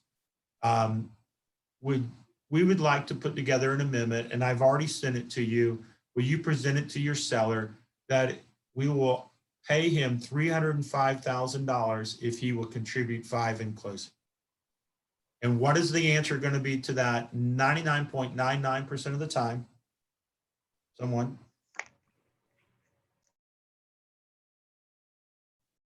Yes? Can I hear yes? Yes. Yes, right? So the sellers ended up paying closing costs, but it's how you frame it. It's how you negotiate it. So a lot of times you can find if you negotiate the closing costs afterwards, you're going to still get a pretty good deal because sellers tend to come down more when it's net. That's just crazy, isn't it? If you would offer 310 and 295 and 5, they're going, I'm not paying closing costs. And you offer 290 with none, it's the exact same thing. I'll take that deal. You know, it's the exact same thing net to the seller. So how you frame it and how you negotiate it's very important. Okay. Let's talk about closing date. I had this real life example happen in a multiple offer situation. We did this in our workshop where we broke up into groups. It was a great workshop, and we gave a scenario. We broke up into groups of 3, a buyer's agent and 2 buyers, and they had a contest, and it was the same house, and they had to all put in, this is one of the classes I did, they all had to put in the same price on their offer. So it makes it very difficult. You had to find other ways to get the winning offer. So the bottom line, what we found out and what really happened, a lot of these are real scenarios. I was putting in an offer for a client in a multiple offer situation. I asked the question. I said to the listing agent, I said, is the closing date important? He said, well, you know, you're the only one that's asked me that. And I said, I've already got 2 offers in, and they just put in, one put 14 days and one put 30 days, but my seller is building a new home and he needs to stay in that home at least 75 days. Well, my clients, and it was a real life scenario, my clients are living in a basement apartment with their parents, and they didn't have a house to sell, so they were fine with the flexibility. And so we put on there 75 days are passed. They could have an extension, but the seller would do a leaseback. So the bottom line was the seller goes, yeah. And we found out that our offer wasn't even as high as the other 2 offers because we had the flexible closing date. Now, what the listing agent probably should have done is the offer that was higher say, hey, would you also be flexible in closing date? But sometimes they're too busy. They don't think of that. So understanding like maybe the closing date could be very important, especially in new construction. And even though a builder tells you a house is going to be ready in 75 days, if you've been doing this business at all for any time period, you know that basically delays happen in new construction all the time. Okay. So here's another one, conveyances. So in Georgia, we most often have seller property disclosures, and the seller property disclosures list what items and fixtures are staying with the home. Okay. In other states, they have to write like the stove is staying, all light bulbs are staying, all light fixtures are staying, garage door openers are staying. Believe it or not, in some states, you have to actually list or convey what's going with the property. In the state of Georgia, we have what's called a property disclosure. Now, you don't have to use it. It's not mandatory. A lot of people get confused by that. You do not have to fill one of these out. Your seller doesn't have to, but it is best practice, okay? And there's really no reason for them not to. Because even if they're afraid that they got to disclose certain things, you're still required by the state of Georgia, by broker hat, any kind of material or latent defects still have to be disclosed. Plus, it's also a good tool on that page 7 of 8. If you haven't seen it yet, there's a whole list of fixtures, okay? So you can check those off, and when they're checked, they stay with the property. Now, here's a very important thing, and a lot of experience, they just don't understand this. You should never put personal property inside a contract or special steps. Buyers agents that have been doing this 20 years do it all the time. We would like the dining room table and 12 chairs, special step 1 in the contract. We would like the dining room table and 12 chairs to stay. We would like the 2 sofas in the basement to stay. We want the pool table to stay. We want all pool furniture. That needs to go on a separate document called a bill of sale. Basically, it's a sheet, and you can go into your GAR forms where you can list any items. They can be free. You can pay a price for them. Because what happens if this adds up? What if that's $20,000 worth of items that's being left with the house? Well, guess what gets sent to the appraiser? A contract for $300,000 for the purchase of a property with $20,000 worth of items thrown in. He might appraise the house for $280,000. Believe it or not, that has happened. So you don't want all these personal items of value of any, if it's quite a bit, do not put it on the contract. Put it on a bill of sale, because the only person that signs a bill of sale is a buyer and a seller, and it's not part of the contract. And that's a big aha for some of you. And most people with experienced agents won't teach that, but from a broker's hat, that's the way you do it. And from a financial position of knowing how lending works, being involved in that part of real estate, I understand how underwriters look at that, because that can be a flag sometimes if they're paying attention to that file. Okay. So earnest money and option fee. So these are 2 different things. So earnest money, you probably heard of, is both of these are negotiated. It's used the vast majority of time. And basically what it is it's not consideration for the contract. If you remember your license law, it's basically, it's not, so because you don't have to have it, right? But what it's used for, it's basically telling the seller, we appreciate you letting us tie up your property for a certain amount of time. And 99% of the time it's applied toward purchase. So if you have 5% earnest money, then on a $300,000 house, then you, at closing, you would bring the additional, whether it's through a loan or cash or a check or whatever, the other $295,000. Now option money, I'm just going to do this real quick because new agents, it gets kind of confusion. Option fee is basically money that's paid directly to the seller that may or may not be applied for a purchase. So for example, in a multiple offer situation, some buyers may say, you know what, I'm going to give you a $5,000 option fee, which means if I don't close for any reason, you get to keep this money. Okay. So that sometimes in a multiple offer situation is a really good tool. So I'm not going to get into that. We can discuss that later on a, you know, if we have 5 minutes, or go to your coach or go to your mentor and they can talk more about that. Or we can talk about it in the break. So repairs. So let's see where I'm at real quick because I want to get to a stopping point. Okay, I got a couple more things to do. If we break in about 10, 12 minutes, is that okay for everybody? If it's not, let me know. That'll be a little after 7. Is that okay? Woohoo. That's okay. That's good? Okay. All right. So repairs. Most offers are contingent on the outcome of the home inspection and necessary repairs. So there's 3 basic choices, right? A seller can make the repairs prior to closing. Okay. In the state of Georgia, that's usually what's done. I mean, You do it prior to closing. It doesn't survive closing. It can, but that's usually in emergency situations. Number two, instead of doing the repair cost, you can subtract it from sales price. So there was $5,000 worth of repairs on a $300,000 sales price. The seller may say, I'll reduce my price to $295,000 and the buyer will agree. Now that's not so common anymore because that's not a big benefit for the buyer. It's a more benefit for the seller, but it's not a big benefit for the buyer. And three is pay a lump sum at closing, cover the cost. So in lieu of doing that $5,000 in repairs, Mr. Buyer, as the seller, I'm going to contribute $5,000 in closing costs at closing, okay? But you will find number four, you can have a combination of any of those three things, and that's not uncommon to have a combination of two or three of those things, okay? So let's look at a couple other notes I made, okay? Let's see, recommend your office holds earnest money. This is very important. And I know most of the brokers at the other sectoral offices and the compliance brokers, and they're all great people. And what you'll find is when you're dealing in a co-oping situation and you're dealing with ABC real estate or 123 real estate, that those brokers sometimes do not interpret the contract in the way that it's meant to be interpreted by Georgia license law. They may be interpreted to protect their agents, whether it's the buyer or the seller, right? So if you want, and I fill in for Kathy Woods is our compliance broker here at Peachtree Road. I fill in for her vacations or when people can't get her on the phone or when she's out. And the one thing I tell people, the first question is they ask me to say, okay, Doug, I have a compliance question.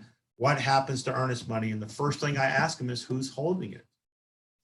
If one of our offices is holding it, I feel really good that I'm about to give an answer that the person who holds the earnest money will make the same decision. If it's an ABC broker, and sometimes you will find that they may not agree. And guess who gets to make that call? The holder of the earnest money. And of course, there's other things that can take place if two sides disagree, but it becomes very challenging. So my best practice is whether I represent the buyer or the seller, I'm going to hold earnest money. Well, Doug, here's what you're about to say. Well, buyers always hold earnest money, right? It's hard to get a listing agent to hold the earnest money. Buyers agents always hold it. Well, on the buy side, usually most people won't argue with you on it. On the listing side, when I'm the listing agent, I say, look, I'm getting multiple offers, and some of my offers are going to allow me, because I know they're going to allow me, because I'm going to tell them if you want to be considered, are going to allow us to hold earnest money. My seller is requesting that. If you like to do that, that's fine. If not, we know it's your right in the state of Georgia to request that. So that's what I do is I say, look, you want to be in the game in a multiple offer situation, we better be holding earnest money. And then on seller's contribution, this is another important point, and we had this happen.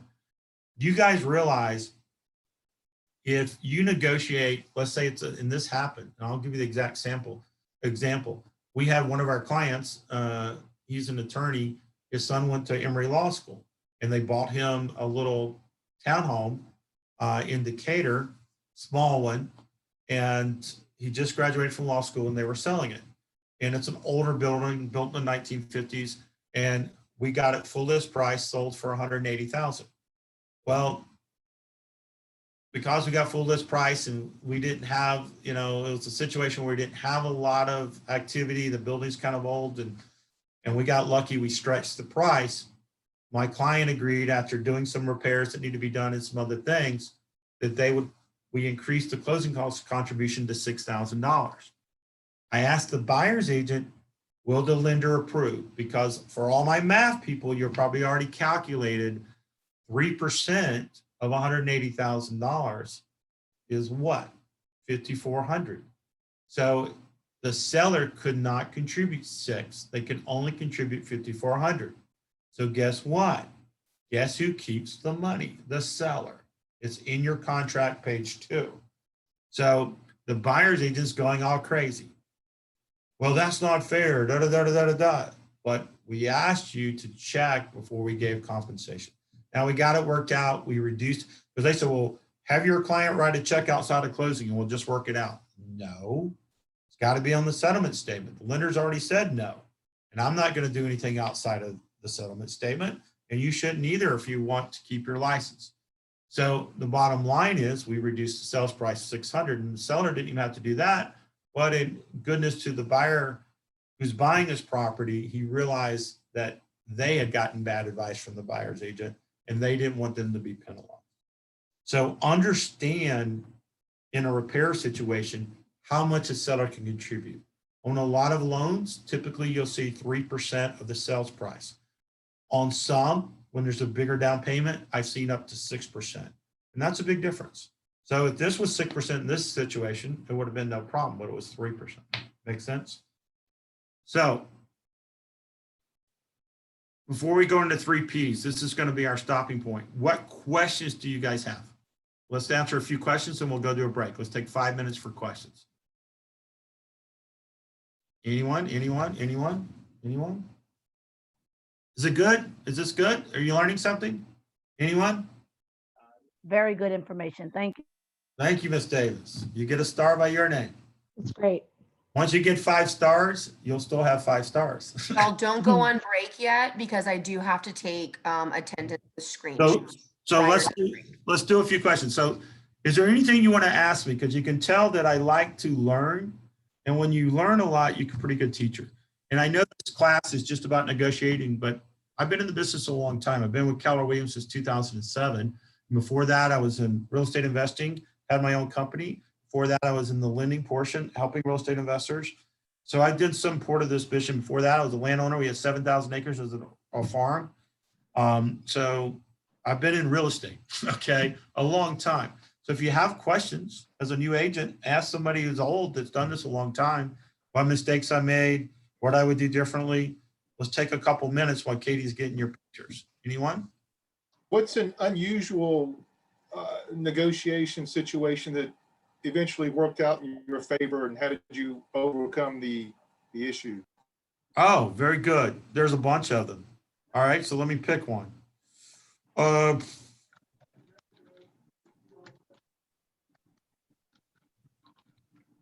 I was a buyer's agent about 5 years ago in a multiple offer situation, and I found out the seller was a car collector.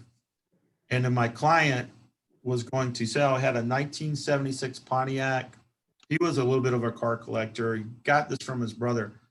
You probably are too young, a lot of you, some of you know. There was a movie called Smokey and the Bandit. I don't know if you remember it. It had a Trans Am, 1976 Trans Am. They used 10 of those cars in the movie. And there was an original one of those 10, my buyer client actually owned. And it wasn't worth a great deal of money, but what they worked out was, hey, what I said was, hey, I know you're a client car collector, because it had like a 6-bay garage with a forklift and a couple classic cars in there. And that's why my client was buying it. And we got talking and I saw, and this is no joke, in the basement of this house, he had a picture with Burt Reynolds, who was in the movie. And I told the listing agent, would you believe that my buyer's about to sell a car, you know, because he buys and sells them, about to sell the car that was in the movie? No way. And I said, yes. So we got talking, we put them, this is very rare, we put them together. The seller bought the car and actually sold him the house at probably $20,000 under what we would have offered. So negotiations, it's about listening, understanding, looking at cues, understanding what's going on, and you can have a really successful outcome. And those other two, and I knew one of the other agents was putting an offer on it, was with Sotheby's, and we had worked a lot, and we showed the house back to back. So he knew I was going to put in an offer. The property just came on the market. It's very rare. This was in Marietta off the square. You might know where the house is, but very rare in Marietta that you will have enough land space in the city limits to have this garage. And it was a hydraulic lift thing. It was pretty cool. And they could stack cars. And so it was in demand by this niche of car collectors. There's a lot of car collectors in this area. So that was kind of how we did it. We had a car that the seller wanted. We figured it out. Or the seller kind of didn't know he had. But when we found out that he was a fan of Burt Reynolds, he wanted the car. So there you go. Anyone else? Another question? I had a question, Doug, about how you've navigated homes that don't appraise for the Whoa, sales price. very good. So do you mean as representing a buyer or representing a seller? Because those are two different situations. More, I guess, on the lines of representing the buyer. How do you navigate that? Because if the buyer, if it doesn't appraise, then have you asked the buyer to come up in price? Have Very you good. asked them, you know, like, how do you do it? Okay, I'm gonna do this in 2 minutes because I know we got to take a break. So we can talk offline, Ms. Solomon, okay? But I want to make sure people get a break and I want to cover the material. So basically, there's a couple steps in this. If you guys remember, I want you to read your forms, and we'll talk about this a little bit later, but your financing contingency form explains in a paragraph whether it's FHA, VA, or Fannie Mae, Freddie Mac, conventional financing, what happens when a property doesn't appraise, okay? So let's say it's conventional, traditional. So when that happens, the first thing you do is you send in an amendment, okay? And you request the price to be reduced down to the appraised price for the buyer, okay? I always send it, even though the bottom line, you might know the seller's going to do it, not going to do it, because what that allows you to do is get a copy of the appraisal, right? As a seller. And if you want the seller to come down in price, you got to give them a copy of their appraisal. The first thing you also want to do is make sure that the appraiser did not miss anything. So I will send it to another appraisal firm that I know that evaluates appraisals and says, look, this is right on. Oop, they made a mistake. Oh, they didn't know about this sale. Because sometimes about 25% of the time, the appraisal just was in error. So generally in the underwriting department, you can get an appraisal changed if it's an error. It is an act of Congress. I'm sorry to talk political in this crazy season. That's probably a bad analogy, but it is like getting blood from, I'm a country boy. It's like getting blood from a turnip. If any of you have grandmothers, they probably said that a lot. So it is very hard. So what you have to tell your client is, look, it's always their decision. The first thing we do is to see what the seller is going to do. And when I send that, usually the listing agent, 30 to 40% of the time, they just want to get paid. So they're going to start helping you. Well, what can we do to make your seller to feel comfortable? Can I send you some more comps and what the appraiser has seen? Whatever, what can I do? Because a lot of times they're going to show it and they want the seller to come down. You'll find most listing agents want the seller to come down in price. So you're getting a lot of the pushback, the work done for you. If it's only a few $1,000s, usually the seller would do it. If it's a big amount and the buyer still wants it, I had a buyer on a $510,000 appraisal pay, and we were under contract for $570, pay $570. They came to closing with $60,000 because they wanted the house. It was bid up in a multiple offer situation. And I said, look, this is probably not going to appraise. And it was listed at 530. So we went 40 over and it appraised for 20 less. Okay. Now this was back in 2009 when prices were different, but that happened a lot. So you never make the decision, Ms. Holloman. You basically provide the information. First thing you do is the amendment. Second thing you do is provide the appraisal to the listing agent. Third thing to do is any additional information. And you make sure the appraisal is correct. If it's correct, and it's FHA, that appraisal lasts for 6 months. So the seller's screwed. Okay, you should understand that. FHA, I'll say it again, the appraisal goes with the property for 6 months, broker hat. Conventional does not. So therefore they could go get another appraisal. All right, does that answer your question? So basically it's a tough situation. Get your productivity coach to help you with it, get your mentor or whatever. I hope you don't have that in the first couple of deals. It's not fun. But right now, we're not seeing appraisal problems. And you guys realize too, the appraiser gets the contract. So if you're doing 20% down, I'm going to tell you it's probably going to appraise because the bank's not going to look at it, right? The underwriter's going to OLay it. They're not, because an underwriter is going to spend time on a file that has no money down, like an FHA or VA. Now those have more problems appraising. But if you're the buyers, but in this line, you look at multiple offers. If you got and I'm just being honest, if you got an FHA at 300,000 and you got a 20% at 300,000 or at 290,000, that's why I tell you, take the 20% down and get them to pay more. Don't take the FHA because it might not appraise. Now, an appraiser has the contract. He knows the terms of the contract. He knows an underwriter is going to look really tough at something they're going to lend 97%, 96.5% on, right? They're lending a lot more money on 300 than they're lending if it's 20% down. So that makes sense to you, right? So an underwriter, they know an underwriter is going to be paying attention to it. So the appraisal gets a little bit more conservative and challenging. Makes sense? All right. So let's take a break. I'm going to stay right here. Well, give me 2 minutes. I'll come back. So you'll see me leave. Go to my next door bathroom that I told you about and come back. Don't leave yet. I got to take pictures. Me too? Well, I'm really just talking to the people. Okay. Okay. So there was one. I'll see you too. Stay on if you want to ask me questions. You guys get 15 minutes. Give me 1 second. And Katie, we're going to depend on you to come back and say, Doug, shut up. Let's go on with the class. Okay. Heard.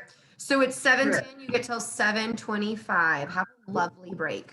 But I'll be talking. So Katie, you got to remind us. Okay. Okay. All right. You're the best. I'll be right back. You're the best. See you in a second.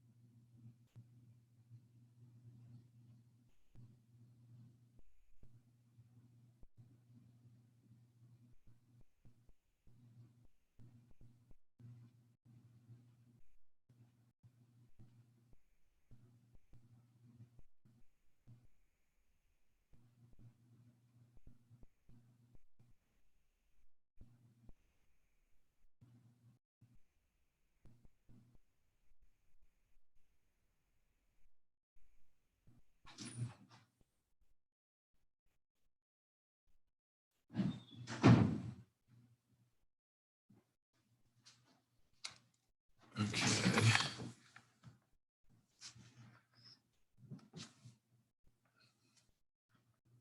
All right.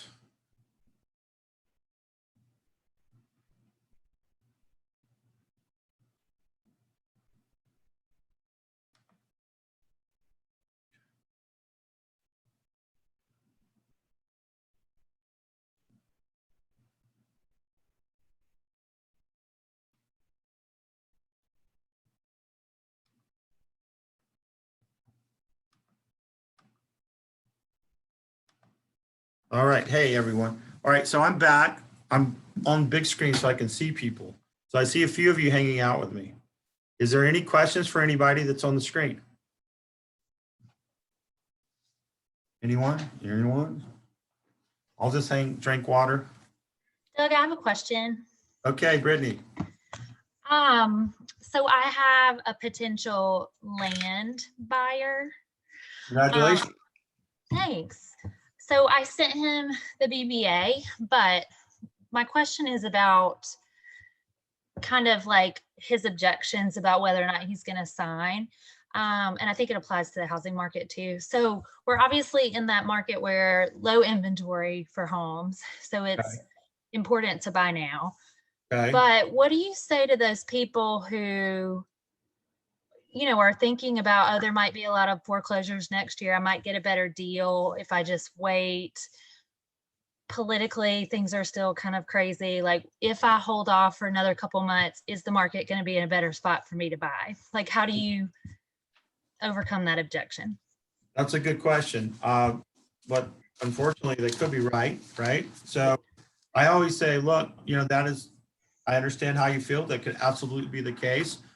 What I guess I go deeper at what's important about you waiting. Yeah. So it's like understanding. It's like the fundamental question always is what is important about that? What is important about that? And then you can help determine, Brittany, does it make sense for your client to wait? I think in this business, you have 3 areas of business. You have the very hot clients that are 30 days. You have the ones that are 90 days, and you have the ones that are a year out. If they're a year out, it's fine. If it makes the most sense for them. I never try to force someone into a transaction. Right. Because if you do, they're going to have buyer's remorse 50% of the time and get out of it anyway. So all you've done is waste all this time. I think ask the questions of what's important. I don't believe in selling someone into making a decision. I believe in giving them information so they can make the best decision. So what you have to do is, okay, decide as quickly as possible. Are they 30-day client? Are they 90 days? Are they longer? And then go get your next client, right? So it's okay. We spend too much time trying to force a client in a box, the 90-day client in the 30-day box, the 1-year client in the 90-day box. Determine what they are and get your boxes filled up. You want to have 30-day box clients that are ready to go in the next 30 days, clients that are ready to go in the next 90 days, and clients that are future clients. And you got to be filling that pipeline every day. That's the thing. And I know plenty of agents, so I can, I'm going to use this sales technique or whatever, but you'll find that once time has passed, a week or two, and you still haven't found them a house, that means they're in the wrong box. Okay. And if there's no inventory of what he's looking for and he's right, then maybe you should wait 30 days. What you do though is make sure you are reinforcing your value that you are there whenever he's ready or she's ready. I think you said, right? So do the touch system, check in with them every week. Hey, I just sent you some properties, because I've had plenty of people say they're going to wait till next year. And then you find them something December the 21st because something popped on the market, they're ready to go. It's just, how do you manage your time? Because I think the reason and please, I'm not trying to be negative, but a lot of agents, new agents, did not anticipate the time it takes, the lead generation it takes. And so that's why not every agent on this screen may be in the business in 3 years from now. And key to that is that in the beginning, we don't generate enough of clients in these boxes to keep moving. We find a client and we're just hoping that eventually we can get them paid, and they're really not ready. And we spend 3 times the amount of time on them when we could have had 3 clients. Make sense? So get very focused with your conversation. What's important about waiting? And maybe he's right, and then plant the seed. Well, because I believe that the market's ever changing, I'm going to keep an eye on the market for you. And every week I'm going to send you something. Would you be okay with that? I'll send you what the market is saying every 2 weeks or every month. And that way you spend a few minutes and not drive them all around trying to find something that's not in the box, right? If he's not ready. Did that answer your question? Oh, it does. Yeah, definitely. Because some people just are not. I don't care how good you are, what kind of salesperson you are. I've done this a long time and I'm pretty good. I'm in the 1% of my field, but I can't convince somebody who's not ready to do something. You think you can, and maybe temporarily you do, I've been married to my supermodel wife for 30 years, and I'm not joking. I can't convince her to do something if she doesn't want to do it, and that's the way it is. We can only control ourselves. We just need to find out what their motivations are, right? Good question. All right, who's got another question? I've got some more people. Let's ask Uncle Doug some questions. Anyone? Hey, Doug, I have a question. All right, who's this? Oh, Miss Holloman, how are you? Good, how are you? I am shadowing an agent. Okay. And she has a buyer who is NACA approved. Okay. And that's a down payment. That's a down payment grant? Yes, NACA covers your down payment and closing costs. And then they also help you qualify for grants depending on where you buy your property. Okay. And I just want to make people understood what you were talking about. Okay. And so we're finding it hard to find her something that she's a first-time buyer, and we're finding it hard to find something that she is in love with, but then matches the NACA program, because it's a little different with NACA, because they want to make sure that you don't exceed your monthly allowance and mortgage. And then they throw on this, if you shop or look for a home inside the city limits of Atlanta, you can qualify for a grant. And so now she's torn between where she really wants to live in Cobb County but then she's still open to what's out there in the city limits. And so she's having to show like so many properties for this first time home buyer who is still like going through the process of, well, where do I really want? Or, you know, what's more important? Staying in Cobb where I really love, or, you know, staying inside the city limits. How would you navigate that? So that's a tough situation, right? So I think you have to revisit their goals. And what are their goals? Because you're talking about two geographic locations. One, right? One is approved, and one they would have to go a different financing method, or right? FHA or? No, both of them are still approved through NACA. One is a blanket approval, so that would just sit in Cobb County. I can give you like a random number is like blanket approval is 200,000, so she can shop up until 200,000 in Cobb County. But then inside the city limits, she could shop to 260 because of grants and things like that. So it just, I'm seeing her show a lot of homes, honestly. So here's what you do. It's real simple. I think you go back to the 5 big rocks, okay? Unless you build a home custom and spend 3 times that, you're not going to get everything you want. Does that make sense? Right? Yes. I mean, my wife, when she married me, got as close as she could to George Clooney. She's going to get George Clooney because he's, why are people laughing? You see what I'm saying? So yeah. The line is you have to frame it in the beginning and say, look, the bottom line, our goal is to find out, and I'm going to send this to you. I'll send it to Katie and Katie to get it to you guys. You have to get them to put on paper what they want, okay? Once that's on paper, then you know there are 5 big rocks and you know there are 5 deal killers. There's probably only a handful of homes that meet that requirement. There may be 2 in one area that you were talking about and 2 in the other. So guess how many homes you're showing? 4. And then when you go through the first home, and maybe you can start this the next time you go out and say, look, we've been seeing a lot of different things. I haven't done a really good job as an agent for you, Miss Buyer, because there are 7 million people in the city and hundreds of thousands of homes. We can't see every one of them. What I need to do is get very clear on your criteria. I'm going to write it down, and we're going to find the 4 best houses that meet your criteria. And there are 2 in this area probably, and 2 in this area, or maybe 3 and 2. And then what I do is when I have a listing sheet with the home or the buyer sheet with the home, I write on the back, okay, it's got this big rock. It's got this big rock. It's got this big rock. It's got, doesn't have this deal killer, doesn't have this. And I have a folder. And that folder says homes that are winners. And that sheet goes in the winner pile. And then after we're done seeing those 4 homes, I open up that folder and maybe we have 3 in that folder or 2 in that folder. I say, which one you're going to choose? Because we got 2 winners. If you don't choose one, somebody else is going to choose your winner, and next week it's going to be gone. So you got to get very purposeful in your conversation. You can't control anybody, but you can control the process. All right, say it with me. You can't control a buyer, but you can control the process. Control the process. 2-minute warning. What? Oh, a 2-minute warning? 2-minute warning. Ding, ding, ding. Thank you, Katie. Super K.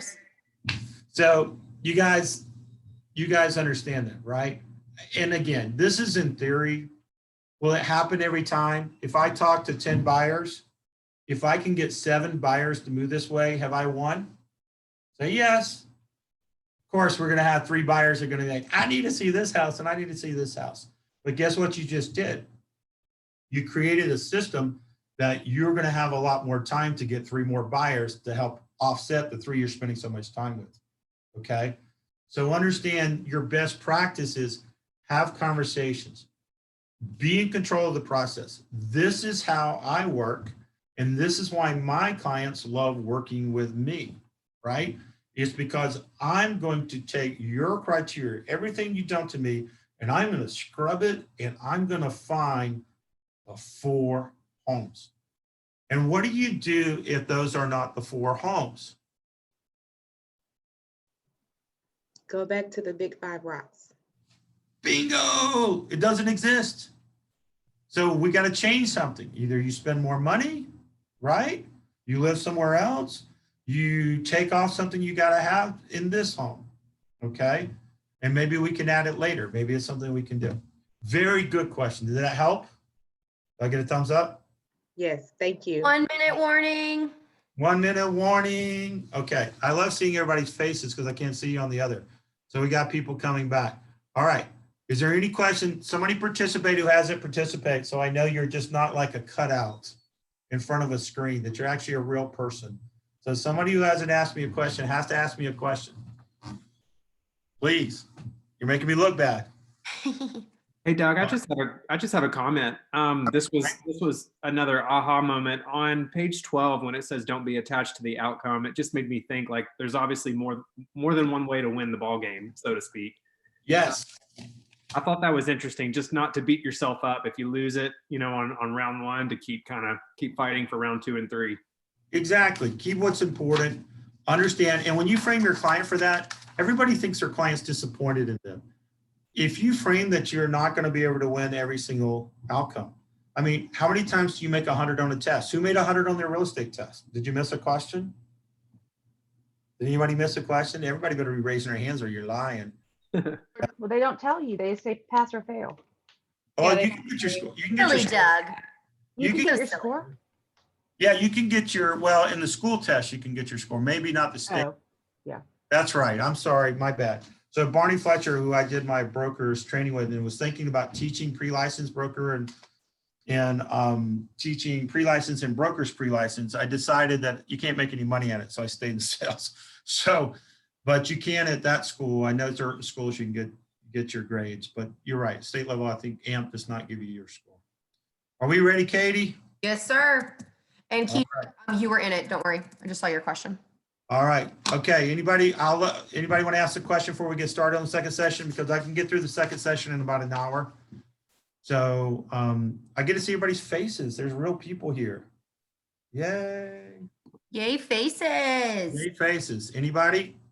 I put a question in the chat. I don't know if you saw that. All right. Let's do that real quick. Okay. So let's go back. All right. Questions. Sorry, we just did the congratulations on the. Okay. Mr. Khan, tell me when I get to your question. Can you see my screen? No, probably not, right? It's towards the end, almost. Tell me what your question, just tell everyone what your question is. If you're working with a seller and like after due diligence, the property needs like $5,000 worth of repairs and they agree to pay, is it better just to take it off the sales price always, just in case it appraises for less than what the contract price was? Because if that happens. I treat each situation individually. So there are some, if you think it's a title appraisal, maybe you take it off sales price. If it's a benefit to the buyer, you let them do it, right? So it might be more benefit to the buyer. You want to get them the actual compensation so they won't have to come out of pocket. Because think about it, if you take it off the sales price, they're not really getting much value as a buyer, right? If they're putting 20% down, they're saving $1,000 they have to bring to the table, right? So if you get the $5,000 in closing costs or get the repairs done, they get much more benefit. And so from a buyer standpoint, that's not always good. So it's I was asking if you were representing the seller, because what happens if it came back the appraisal and it was like 10,000 less? Oh, sure. I mean, a strategy as a seller, what you always want to do is take it off the sales price. Okay. But you're probably are going to get pushback from a buyer's agent. Okay, thanks. Okay. What would you? Hey, Doug, Ashley is talking about new builds. Oh, thanks for helping me out, Katie. You're looking at the chats. I really am. Okay, tell me what her question is. Ashley, wherever you From are. Ashley Mitchell. Hey, Doug, what about contracts on new builds? Is there anything we should be mindful of or make sure once the listing agent writes up the contract? Okay, so this is very important, okay? And I'm gonna put my broker hat on and put on my sales experience hat on. Here's what I'm finding in new construction. And I was on call for Kathy a couple of months ago, and this was a really horrible situation. You have to understand that in a lot of cases, a builder is using their own contract. For those that are brand new and don't know this, they have their own real estate contract. They might not be using what we call the GAR form, right? The Georgia Association Realtors contract. And when they have a closing date put on that form, that does not necessarily mean when it's going to close. So for example, if your buyer is building a house and they put it under contract in January and the builder says June is when it's going to be ready of 2020, let's use this year, for example, and the house has delays, okay, your client has no recourse because the fine print in there usually gives the builder up into 24 months in most cases past that recommended closing date. So we had a situation a couple of years ago where the house, we didn't anticipate any delays. They had the hurricane in the Gulf, and 75% of all workers that work on construction crews left their job sites to go help on the hurricane site because they got paid 3 times more. So building came to a standstill with like Pulte Homes, one of the big corporations that built a lot of homes. A lot of the big builders suffered. So we were in a Pulte community. It was a 9-month delay. No further compensation to my buyer, could not get out of the contract. So I had to help find him temporary housing. And I had to give up a little bit of my commission to help soften the blow. That was my choice. But there's no recourse. So the first thing I'm telling you is whatever the date says, read the fine print. The seller, the builder, has usually 24 extra months. Here's the other thing. If you write the contract in January, it's supposed to close in June, and they have a CO. For those who don't know what that is, it's called a certificate of occupancy, meaning the government officials, usually the city or the county, has said you can now occupy the house. If you get that April the 15th, most builders say you have to close within 72 days of receiving that CO, 72 hours, 3 days of receiving that CO. So for example, you're building a house in January, they're way ahead of the schedule, Your client's thinking they're not moving to June, okay? All of a sudden the house is finished. Now you probably will have some clue, but you're not planning to move to June. Maybe you got your apartment rents up in June or whatever. In April the 15th, they get that CO. If you're not closing by April the 18th, we had this happen last year, $552 a day penalty. There's nothing your buyers can do, okay? You have to be ready to close, even though it's a month and a half early. Well, the closing date says, nope, the fine print says when the CO, the house is ready to be moved into, you got 3 days. Now, will they give you a week usually? Possibly. Do they have to give you a month and a half? Hell no. And they, oh, I said a non-church word. So sorry about that. But the bottom line is you have to understand that. And if you don't explain your buyers, if you don't explain that to them, guess who they're mad at? Raise your hand. Okay. They're mad at you. Well, I didn't know. You should have told me. Okay. So the 2 things, that was a very good question. And that's not for this class. But if you're dealing with new construction, you need to read that 75-page contract. And the bottom line is you pretty much are not going to be able to change anything because the seller's not going to change. It's not going to sell you the house if you try to change it because they wrote that for their benefit. But what you can do is make sure you explain those 2 items that are most likely going to be there. So everybody give me a thumbs up if that was helpful. Okay. Read your contracts, read them. Okay. And explain them to the best of your ability. If you're newer, talk to your productivity coach. Like Katie in our office, our new agents are blessed because Katie will sit there and she will basically say, you got to do this, you got to do that, you got to do this. And if Katie doesn't know, she's talking to our compliance broker or she's asking someone else who may be an aficionado, one of our agents that does a lot with new construction, and she's going to get them the answer. And you have those people in your offices too. Okay. All right. Very good question. Any other chat questions, Miss Katie? No, sir. Okay. All right. Are we ready? Everybody asleep? It's 20 to 8. What is it? 25 to 8. Okay, let's get going. All right. I'm going to share my screen, right? And I'm going to go back to here. And I'm going to do this. And I think, am I at the voila part? All right, guys, if I remember correctly, let me get on the right page. We're on negotiating tips, right? Oops, where do we finish? Right here. This is where we are, the 3 Ps approach, correct? Somebody help me. Was this our last page? Yes. Yep, that's it. Okay. All right, good. Thank you. Thank you. That must be the First Atlanta office. They're really sharp over there. Just kidding. We love everybody in our Keller Williams family. All right. 30% of the time, as a buyer's agent, multiple offer situations, will get the listing agent to tell me what the seller wants. You guys told me, this is not even related to this class. You guys want to hear this? Is this okay? Because I think this is very valuable. Yes. I find a lot of new agents lose out on multiple offer situations because they don't feel confident. They feel like, oh, there's a more experienced agent that's going to get it. They don't know what to do. They're afraid of making a mistake. And I think if you just think for a second, and about 1/3 of the agents will do this. And who wants to role play with me? Who wants to be the listing agent? Somebody. I'll do it, Doug. All right. Hey, Katie, thanks for stepping up. It's the Doug and Kate show. Okay. Hey, Katie, I know you just called me and said, hey, I need to get my offer in because you're in a multiple offer situation.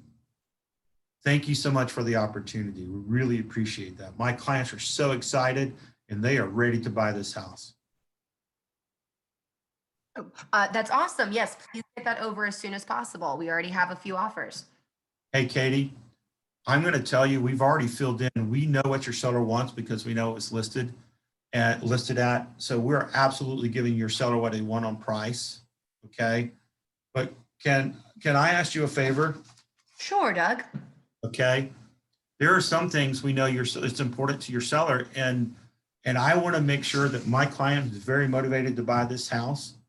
We don't want to guess at those. We want to make sure that we get this right because we know that price is not the only thing. And we're going to give you the price that you want. And I want to make sure I say that. Okay. But I don't know what you're looking for in a couple of things. Do you guys have a minute? Because I know if you could present this to your seller and it's everything that your seller wants, that you're going to look like a hero. It's going to be a win for them. They're going to think you did a great job. You're going to get 3 more referrals. And I'm going to look like a hero. It's going to be a win for us. My client's going to get their dream home. Do you have a minute that we can make this a win-win? Yeah, I appreciate that, Doug. All right. So Katie, talk to me. And you can. First of all, I just want to make sure. You can say anything the seller gives you permission to say, agents. Okay. Well, I can't tell you what to put on the offer. Well, that's absolutely a lie. Georgia license law allows you to even shop offers. Okay. If your seller gives you permission, and you have to be consistent with everyone. You can't discriminate and give somebody, if they ask you a question, you can't answer it one way and answer it a different way for someone else. But if the seller says, hey, I asked my seller, can I share with you what you're looking for? Absolutely, Doug, share with me because I want that. You can share with the buyer's agent. So if a buyer's agent doesn't ask, that's their damn fault. Oop, I said a non-church word. So Katie, and I'm going to do this real quick. So Katie, tell me about the due diligence. What type of due diligence is your seller looking for? I think a week is going to be good. Long weekends, coming up. And I think you're going to find a pretty clean inspection report. No need to do any further inspections after that. So we'd love a week or less. Okay, awesome. So what if I put 7 days from now? I can't hear you, sorry. Or if I put 7 days? Great. Love it. Love it, Doug. That's great. I'm saying great for the seller, but it's really great for Katie, right? Because you want the agent to sell this, because the agent's going to go back to the seller and say, I got you this, and I got you that, and I got you this, and they're not going to know it. And they may not even know what the seller wants, but the listing agent's going to tell you what they want to sell the deal to the seller. And then I'm going to say, okay, who's the attorney you use? We really like McManamy. I've had great experiences with them. Awesome. That's great. So I'm going to put them down. Is there a certain location that you like? Buckhead's really convenient for us. Cool. Is there an attorney that you like? I love me some Charlie Pollard. Oh, I like Charlie. He's a great guy. I've closed with him before. Awesome. What am I doing? Okay. Does it really matter? When you're in a multiple offer situation, you may not even get the house. Does it really matter if it's a large law firm like McManamy, McLeod, and Heller? Do you care if they close there or not? Say no. Because if you lose this transaction, guess what's going to happen? Your clients thinks you're not very good. Okay. So your whole goal, is that, and we'll talk about this in a second, your whole goal is to get them that house. And you're going to tell them afterwards, say, look, I know who the firm is. The firm is representing the mortgage company anyway, and the mortgage company is fine, and they approved them to close with them. And then I'm going to go like this, and here's where it's going to be if I really need to make sure I get this. So, Katie, talk to me about earnest money. What will make your seller most comfortable with our offer? So I'm going to be honest with you, Doug. They had a bad experience when they sold their last house. So Okay. walked away, last minute, and yeah, that was great. But then we missed the spring market. So it would really help me out if you could get me a little over that 1% standard. So tell me what feels comfortable for you, for your seller, because I want to make sure. I don't want to guess because I don't know. I want to know. Tell me what you think, because you know your seller better than I do. What would work for your seller, you think? If you could do 1.5% of the purchase price, that would make them feel really good. Duly noted. Am I saying that my client's going to do that? No, I'm saying duly noted because my client still got to sign this. So then I'll go through everything. So let's say, and here's where it's really good. If you want to make sure, if you got a seller that basically, is worried about it inspecting or worrying about us asking for a whole bunch of things. Now, you got to be careful, but I'm always okay with this if it's an ASHI or NASHI. And if I know the agent. Hey, Katie, I know that you use several different inspectors and they're all very reputable, ASHI or NASHI.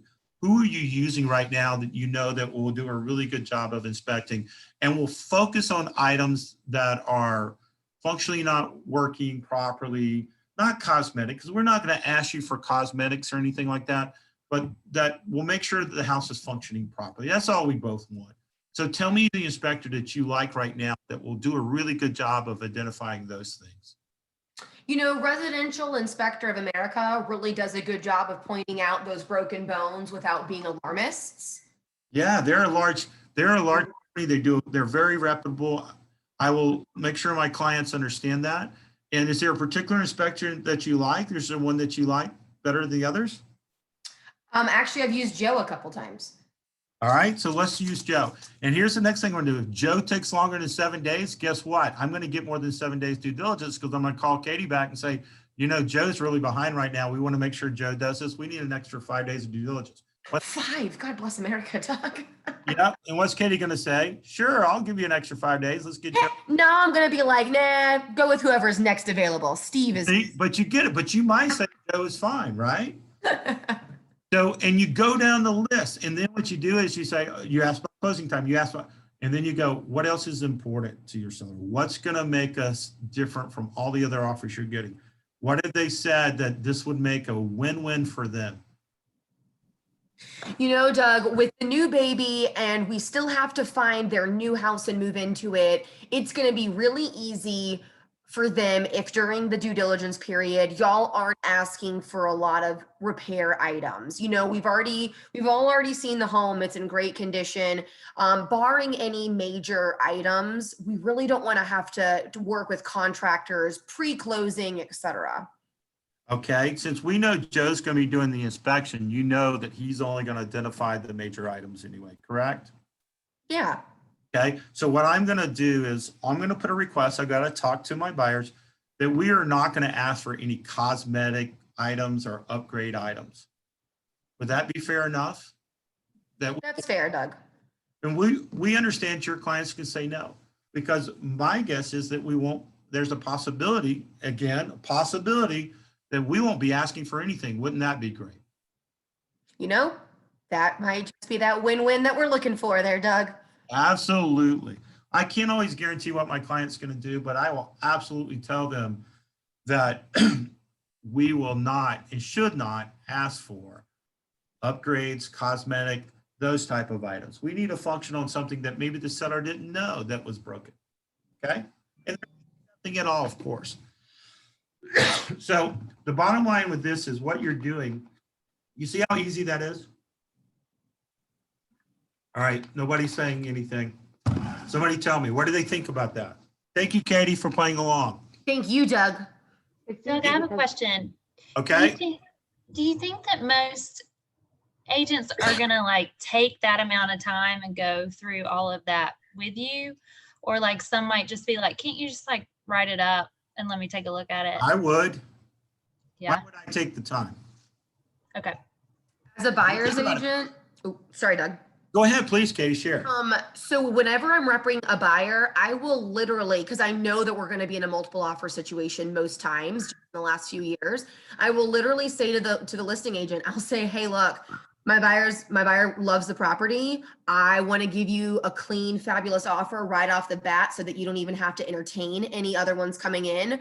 There you go. Right on this offer. And they'll be like, okay, I'm going to be honest with you. Because when you're that transparent and honest and just say, look, what do I need to write up? They have always tell me, you know, here's what you would need to win right now. And I'll be like, okay, cool. If we were to do this and yet do this instead, would that look equivalent? You know, because if we can't come that high in price, or if we need closing costs, but we can close faster, or we take out an appraisal contingency, you know, would that be equivalent? And they're like, yep, that'll win. Awesome.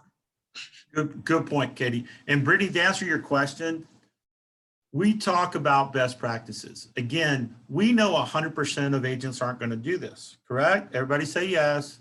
Yes. Even if you're on mute, say yes. Yes. Yes, right? But if you can get 50% of the agents to do that, or 1 out of 3 of the agents to do that, you're going to win, okay? And here's another study, another class that I teach. Every time you don't win an offer, the likelihood of you getting referrals, no matter if you're the best agent in the world, and no matter if the buyer says, that's great, it's okay that we had to put in 3 offers and I didn't get my dream house to the 4th, you might not be getting referrals. Because you ever told somebody, yeah, it was a great job, and it really wasn't a great job? Say yes, right? So please understand that, okay? Please understand that your goal is to create a situation. If you can get the listing agent, like Katie said, so Katie used a little bit different technique, right? A little bit different script. She's very good at what she does. I use a little bit different technique. It's not about one way. The concept of getting the listing agent to share works. Now, Brittany, I'll go back to you. If the listing agent's too busy, then you put it on paper, right? You asked me some earlier in the conversation, and maybe it was on break. What do you put on paper? You know, when you put in your offer, you put on paper, what is it going to take? And I even go through it and say, look, I just want to summarize our offer. We put in 7 days due diligence, but we are very flexible if you need less time, right? We put in attorney firm, but if you have an attorney firm, I know that sometimes you like to use, we absolutely will change it. So if you can't do it in person, you can find a way to do it on paper. Because if you got 10 or 12 offers, the likelihood of you winning it is 1 out of 10 or 1 out of 12, unless you're Katie or me. Because Katie and I are going to be, and people like us who have lots of experience, and we do this, we teach, we learn great techniques. When you get to our level, you'll win your lion's share. You'll win more. But until that point, if you can't talk to them about it, you need to put it on paper. Make sense for everybody? That was a really good question, by the way. So, all right, we ready to learn some more stuff? Because Hey, Doug. Sticky. Okay. Doug, I was just going to comment that. Yeah, sure. Well, in a way, we hope that other agents, not Keller Williams, but other agents outside Keller Williams don't do this, because then we'll win. Exactly. That's the benefit of being in our cousin family, our 6 offices, that we can have events like this and trainings that Katie and her counterparts put together. So you can talk to somebody, like I'm in the Peachtree Road office, and find out what I'm doing, right? And there's great agents at First Atlantic, great agents at Buckhead, Cityside, all the different offices, East Cobb, Dunwoody, whichever, you know, and you want to learn what they're doing and not say, you know, Doug's way or Katie's way is the only way. We have really good foundational practices that you can borrow some of the things that we're doing, right? And I always find in conversations, that's why I don't like confrontation. I think conversations are beautiful. Now it becomes a confrontation when somebody doesn't get what they want, and we understand that. But the bottom line in the beginning of the offer, if you can, like Brittany asked, if you can get an agent to do it, you do it, right? You try to get them to tell you. If they want, you do it in writing. Now I find in about 10%, they've already picked who they're going to use. Like Jennifer, it may be an agent in your office that you want to work with, that you've already kind of promised they'll get the deal, that you're going to shop it back to them and get them to pay highest price. And I really don't have a chance no matter what I do, since I'm in Peachtree Road. Now you're going to do what's best for your client, but that agent in your office may be doing what's best for your client, right? Or your client may know a neighbor who wants to buy it, right? So there are times, no matter what you do, what kind of negotiation techniques, you're already done. So again, our friend, I forgot which agent it was, excuse me, who says, one of the things they learned is don't be tied to the result. I win 84% of my multiple offer situations. The reason I don't win 100%, I think in some cases, it's just factors I can't control. I can use every technique known to man, but if you're going to use someone in your office, I can't do anything about it.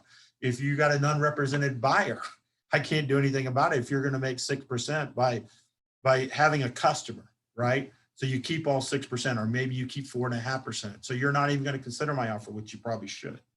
Or if you got another agent, or there's a neighbor who wants to buy it and you kind of promise to them, or family member. So you're not going to win every time, but it's important to understand. All right, so I want you to bear with me. I got a few pages I want to get through. Write your questions down. I've got to get through some of these sections. We won't practice these scripts. I want you to practice with your groups and in your office, because I don't want to use the time practicing scripts. I'd rather use the time with some more information I can pour into you. Please give me a thumbs up if everybody's okay with that. All right. If not, I beg for your forgiveness. Don't give me a too bad of a review. I don't want to go into Ms. Rawls' timeout chair. Okay. So here we go. We talked about the multiple offer situation, the 3 Ps: prepare, present, and position. Okay. Get your buyers underwritten. Okay. I want to be careful with this, but right now, if you're doing a VA or an FHA and you're in a multiple offer situation, and your offer 1 is VA, offer 2 is FHA, offer 3 is 30% down, what's the likelihood that you're even going to get considered if you're offer 1 or offer 2? Not likely. Not likely, Ms. Plummer, right? So the way you can increase that chance is to, for VA and FHA, get your client's information already into the loan officer, get them all checked off in their underwriting guidelines, everything they got to have. And then basically, I would write that in the letter. Look, I know this is, if somebody says something to you, like the listing agent says, this is FHA or VA, let them know, well, my client has already gotten approved. They already gotten all their information in, everything that was asked for, because when you run your buyer through the process, it's called desktop underwriting. It's an automated underwriting system. A checklist comes out what your buyer needs. So they need to do that for you, show them house 1. Okay, whoever lender you use, we use Supreme. I love Kim. Every office has, different preferred lenders. You should have 2 or 3 of them. If you don't have 3, I love Kim Neely Atkins over at our office. Talk to your colleagues. They may have someone that they like, but what she does for me is she'll give my clients that list. They'll turn it all in. And if it's a really challenging situation, they missed out on some homes, she will actually go into the underwriting department and get an underwriter to sign off on them. And then all you got to do is have an appraisal, find the house, get an appraisal, and get title. So then if I have an offer, and I've had offers, I'm an old military guy, 4th generation Marine, and I know VA loans, and it pains me when I'm the listing agent and I get a VA 100% and they're competing with 20%, 30% down on the home. It's not my decision. The seller has to decide. And and I come from that background where I truly want to help my brothers and sisters who put on and fall for this country. And if you want to help people like that and help people in FHA, maybe first starting out, single mom, got 3 kids, and she can only put 3.5% down, go get them underwritten or get their information into the bank so you get a really strong letter. And that will help you compete on 20% down or 10% down. Okay. So that's what I strongly recommend. I know that's not really part of this class. That's in making and receiving offers, but that's what I think is very important. All right. Bully agents will try to win every point, win, lose. One tactic for them, if you give 1, 2, 3, my client will 4. So here's a good negotiation point. So I go through like an amendment to address concerns with the actual other agent. So if I'm presenting with the buyer, I send it as an email, as you guys know, okay? And then after I send it as an email, I'll go through it with them or ask them once I get a response from the seller to go through it with me. So if I'm the seller, if we give you one, we give you item number 1, we give you item number 2, give you item number 3, then we're going to ask your client to do item number 4. You see what you're doing? You're building up credits in the bank. If I do this and I do this, my client does this, is how you should say it. Apologize, I'm tired. Been a long day. My client does this, my client does this, my client does this. Will your client do this? Can you please ask them, right? And put it in writing. And that's how you kind of take care of the bully agent. It helps when all they want to do is win, win, win, win. Because I had to use that. I mean, we gave them everything. And then my client wanted one thing and I said, look, and I went through the freaking list. So they stopped and they said, okay, Doug, okay, I'll ask my client. And we end up getting it. And all the other stuff really wasn't that important that we gave them, but it was important to my client to get that one item. Know your win-win. We talked about the buyer's initial, know your client, buyer's initial consultation, 5 rocks, 5 deal killers. And like I said, you know, with your buyers, frame it. You don't want to show 20 or 30 homes, okay? Because they think you're not very good. I'm going to be honest with you. The feedback I got when I was talking to some lead buyers agents from Savannah, we went to like a broker think tank, was they were telling me that after you show a certain amount of homes, they're blaming you, the buyer's agent, for not finding what they want. So I would drill back down into the 5 big rocks, 5 deal killers, and remind them, hey, we just found the house. Well, it doesn't have everything I want. Well, we know you can't get 10 or 20 big rocks unless you build your perfect house. And if you build a house right now, it's $300 a square foot, okay? So if you like to do that, let's do that. You know, you say it in a very nice way. And then understand your co-op agent as much as you can. You want to know how that agent works. Like Brittany brought up, what if the agent's really busy? Then you have to put things in writing. And then I text them and say, hey, look, I just sent you an email. Please confirm with a text that I know that you received it. At least I can get them texting a little bit, okay? Think ahead. Anticipate what other party wants out of negotiation. Write down how you think the counteroffer, you may plan to handle it. So that's really good. Strategic thinking. I'm a very good strategic thinker. My wife is very creative, and she's just a go, and she tells me to figure it out. So if you're going to work on a team, or if you're going to work together, if you have people on your team, I think you need both, right? So when you are going through negotiations, try to anticipate your next move. And I think one reason I'm very good is I'm a chess player. And I used to be a really high level chess player. So I would think on the board, like what could happen next? What could happen next? And I would outline it. And I frame it for my client. Hey, here we are in the process, whatever part of the process it may be. I want to let you know that 3 things commonly happen. The choice A, choice B, choice C, and just want to make sure that you knew that, okay? And then you limit the anxiety and you limit the fear. Now, if you have a very anxious client, you might not want to do that. But most clients, they want to know what's going to happen next, and you can do it in a way. And I usually do a percentage. I said, this is very rare that's going to happen, but we'll deal with it. I have experience. It's like turbulence. And I don't like this analogy anymore since 2001, but one of my best mentors said, you know, the pilot always comes on almost every flight, you will have a little bumpiness. But do we think we're going to die? Maybe for a split second until the pilot comes on and says, we're going to go above this little storm that we have. We're going to get up to 35,000 feet. We're going to be fine. Thank you for flying Delta, right? And then you relax, put your seatbelt on, and you land every single time. So I want to make sure that for my clients, you give them an analogy and say, look, you know, I handled the bumpy parts. I've done enough transactions in this business that if something goes wrong, and it might, we'll know how to handle it and we'll do our very best. And if you're new, you say my team. And your team may be your productivity coach. It may be an actual team that you're on. It might be your team leader. You know, in our office, you know, our leadership, you know, for new agents, they have Katie, which is amazing. They have Dory, who's our team leader. They have our assistant team leader. They have me. They have Kathy. They have other great people in the office, and we work together as a family. So we are all in this together. In our office, we have almost 465 agents. We work together as a team, I think. So set clear expectations. It's the next one. Prior to meeting with the other party, set clear and realistic expectations with your client. And then under promise and over deliver.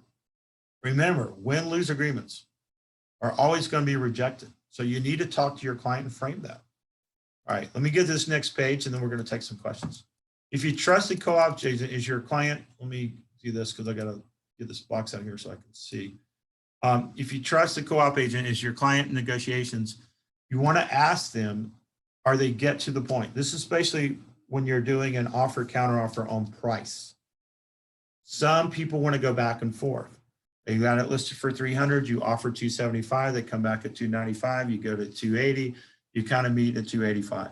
Some want to get to the point, right?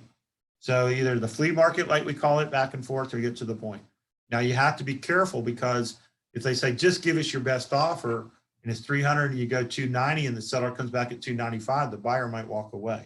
They say, well, I gave you my best offer. So you have to be clear on that if you're going to do that, because I find that probably about 90% of the time, I tell my clients, the buyer and seller, that if you get an offer at 270 and you're listed at 300, maybe you've been on the market for a while, we know you're going to give list price if you brand new list. But if it's 270 and it's 300, you've been on the market for a while, and the seller responds, most times they're expecting that the buyer and seller will meet around 285 or the middle. If the seller does not respond, then you went too low. And then you probably are not going to be able to bid against yourself. Well, I'll come up. Well, no, we moved on.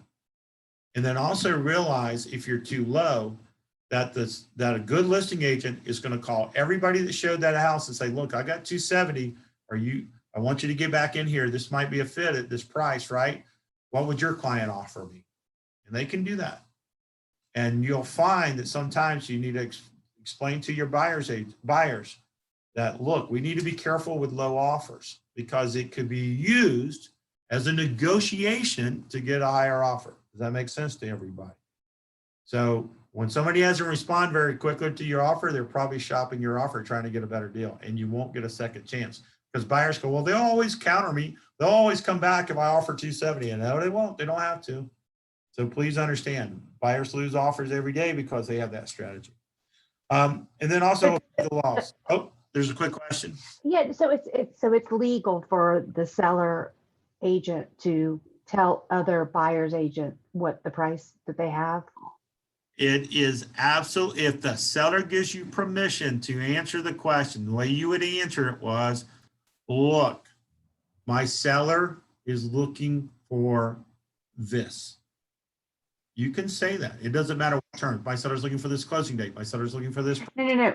But I mean, like, can I, as a seller's agent, could I call all the other buyer agent and say, look, the asking price was 3. We've got 310. We've got 310 right now on the table.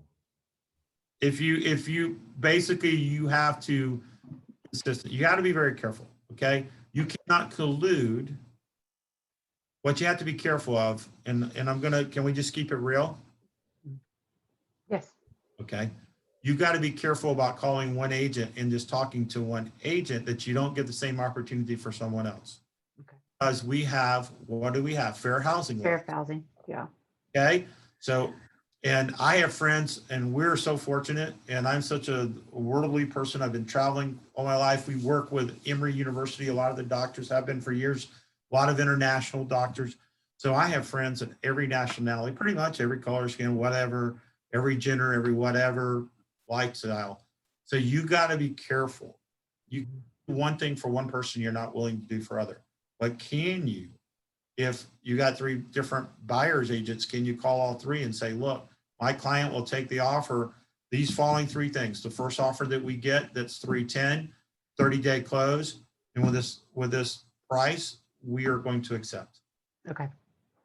You know, it's how you frame it. Yeah. You can price, but you can't say, you know, I'm going to give this price to this person because they're Latino and you're Latino, or you can't give this price to this person because they're maybe Caucasian and you're Caucasian, or you can't do it because they're a family and this person doesn't have a family. You can't do that, but you can do the same for everybody. Like here's what we're looking for. We're looking for 310. We have got multiple offers and my seller is going to take the first offer they receive at 310, da da da da da da da da. But can you tell them, say you tell everybody, say the asking price was 3 and you've got an offer right now of 310. Can you go to all those buyers agents and say, look, we've got an offer at 310. Do you want to beat that offer? Even though it's over the asking. Frame it, because it's not just about the price. Okay. Okay. So when you make it about price, you have to be really careful because somebody else may have a better other terms, right? And maybe, unfortunately, the climate right now, what if that is a family of color or minority? And you didn't ask that same question or say the same thing to the family, the minority family, okay? Or maybe it's an elderly family that you say, well, God, they're 80 years old. They're not going to be able to, you know, how do I know they're even going to be able to really buy a house? They're so old. You know, these are all protected classes or they're handicapped. So you got to do the same thing. And the way you do the same thing is you basically say, here are the terms my client's looking for. So if Katie called up and asked what my seller is looking for, and I gave her I gave her, you know, even I said, look, you know, my client is, because you should say, if it's listed at that price, that's what your client's looking for in the sales price. They'll take more, right? If you're in a multiple offer situation, you can say, look, you know, I have offers, people are willing to pay this. You know, you can't promise them you're going to take their offer just based on price. You can say, look, I have offers already that people are willing to pay 310, right? You see how I'm doing that? It's how you frame it. You can't say, if you pay 310, we're going to give you the house. You say, I have offers willing to pay 310. What does that tell you? Let's go pay 315 or let's go pay 320. I can't promise you that you're going to get the house if you pay 310. You shouldn't do that. And maybe I'm misunderstanding the question. So the way I talk about price, which you can, is I have offers that people are willing to pay this. I would love to work with you, right? You keep it open-ended. So if whoever calls me, I will answer it the same way. And I stay clean. You understand? So do you just avoid the whole price thing by just putting it in? Because I've been hearing a lot with stipulations. You basically will say, we're willing to pay this amount over that amount, but not to exceed this amount. Well, you can do escalation clauses. What you're talking about, escalation clause. And we want to be careful because I'm running short of time and I want to get through this. But, and this is what happens because I want you guys to learn as much as possible. So the bottom line is there's different techniques. And if you go back to your office and say, well, Doug said this, this, and this, and I go, well, I would never do that. Okay. You have to respect that, you know, the top 5 agents in our office, and we're one of the top 5 teams, we all do things differently, but we all get amazing results and our clients love us and we do a lot of business. We all do things legally, but our techniques are all different. There's probably people that cross that gray area and they get really close on how they talk about price. I think from talking to brokers and my understanding, the best practice of shopping, that's what you're doing, shopping. You should shop for all terms. And you say, look, here's the most important things for my client. Here's what we have so far. And when you share it that way, you go, hey, here's what we have so far. What were you willing to do? And you can do that. It's absolutely legal. But to say, hey, if you give me 315, we'll make this work. Or I'm not saying you're saying that, okay? I forgot what the agent said that question, but I just, my way of knowing it as a broker, I'm going to keep it clean and I'm going to say, look, here's what, here's where my client is. They are looking for over this amount. We have multiple offers that are looking for over this amount with this closing day. Give some of the terms that they're looking for that will make them sign. Because if that person sent it, you should sign it. So when he comes over that, you go back and say, look, well, this has changed. Now they're looking for this. It's business. It's a multiple offer situation. It goes, when we say the highest bidder is not necessarily price. It's the highest bidder as it relates to the best, most favorable terms to your client. And that's your freaking job. So you should never feel guilty about that. You should never feel complacent about, oh, well, I feel that's not fair if I just talk. Well, you know, if Katie calls me up, I mean, if I call Katie up and then another one of the agents calls up and does the same thing, you know, she's got to answer the questions the same way. She can't give me favorable term. I mean, she shouldn't give me different answers, okay? Because now that might be construed against, could be construed as being discriminatory. Why does one buyer get a certain set of terms and another buyer gets a different set of terms? You know? So if you're truly doing this the right way, you should shop and say, because your whole goal is to get everything your seller wants. And if people are willing to pay more, that's your job. It's not your fault that some buyer can't pay that. Okay. So it's about winning the deal. So let's go through these. I'm going to hold questions because you got to give me about 15 minutes to get through the things, get through the subject matter, because I don't want to get in trouble, because I'm here to teach you this class, but I am an open sharer and it gets me in trouble because there'll be somebody on my review that says, well, Doug couldn't even get through the dang class, you know, and I don't, you know, and I understand that, and that's okay. But I want to make sure that the person who wants me to get through the material, I make sure I get through it. Fair enough. And you guys can read my notes. That's why I do that, because sometimes I don't get through. You can read my notes. You can send me a text, clarify. You just got to let me give time to answer you back. Okay. If it's in a real estate emergency, it's going to get handled first, and then I'll handle your questions second. All right. So we talked about knowing the law, knowing the documents inside and out. Most use GAR forms. These are the 4 areas of GAR forms you should know. GAR forms, if you don't know, is the Georgia Association of Realtor. No one has to use them, but as a Keller Williams agent, you should use them. Okay. Number 1, purchase and sell agreement. It's an 8-page document. You should read it every day for 30 days. I promise you, I worked with agents for 30 years on the other side, and they couldn't tell you what's on the dang agreement. This is your tool. This is your trade. You should know your document every single year. It changes. So you should know the changes. Okay. Number 2, seller's property disclosures. You should understand that document. Okay. You're going to be reading a lot. You should know what states of the house. You should show what latent defects they're disclosing, things like that. You should understand.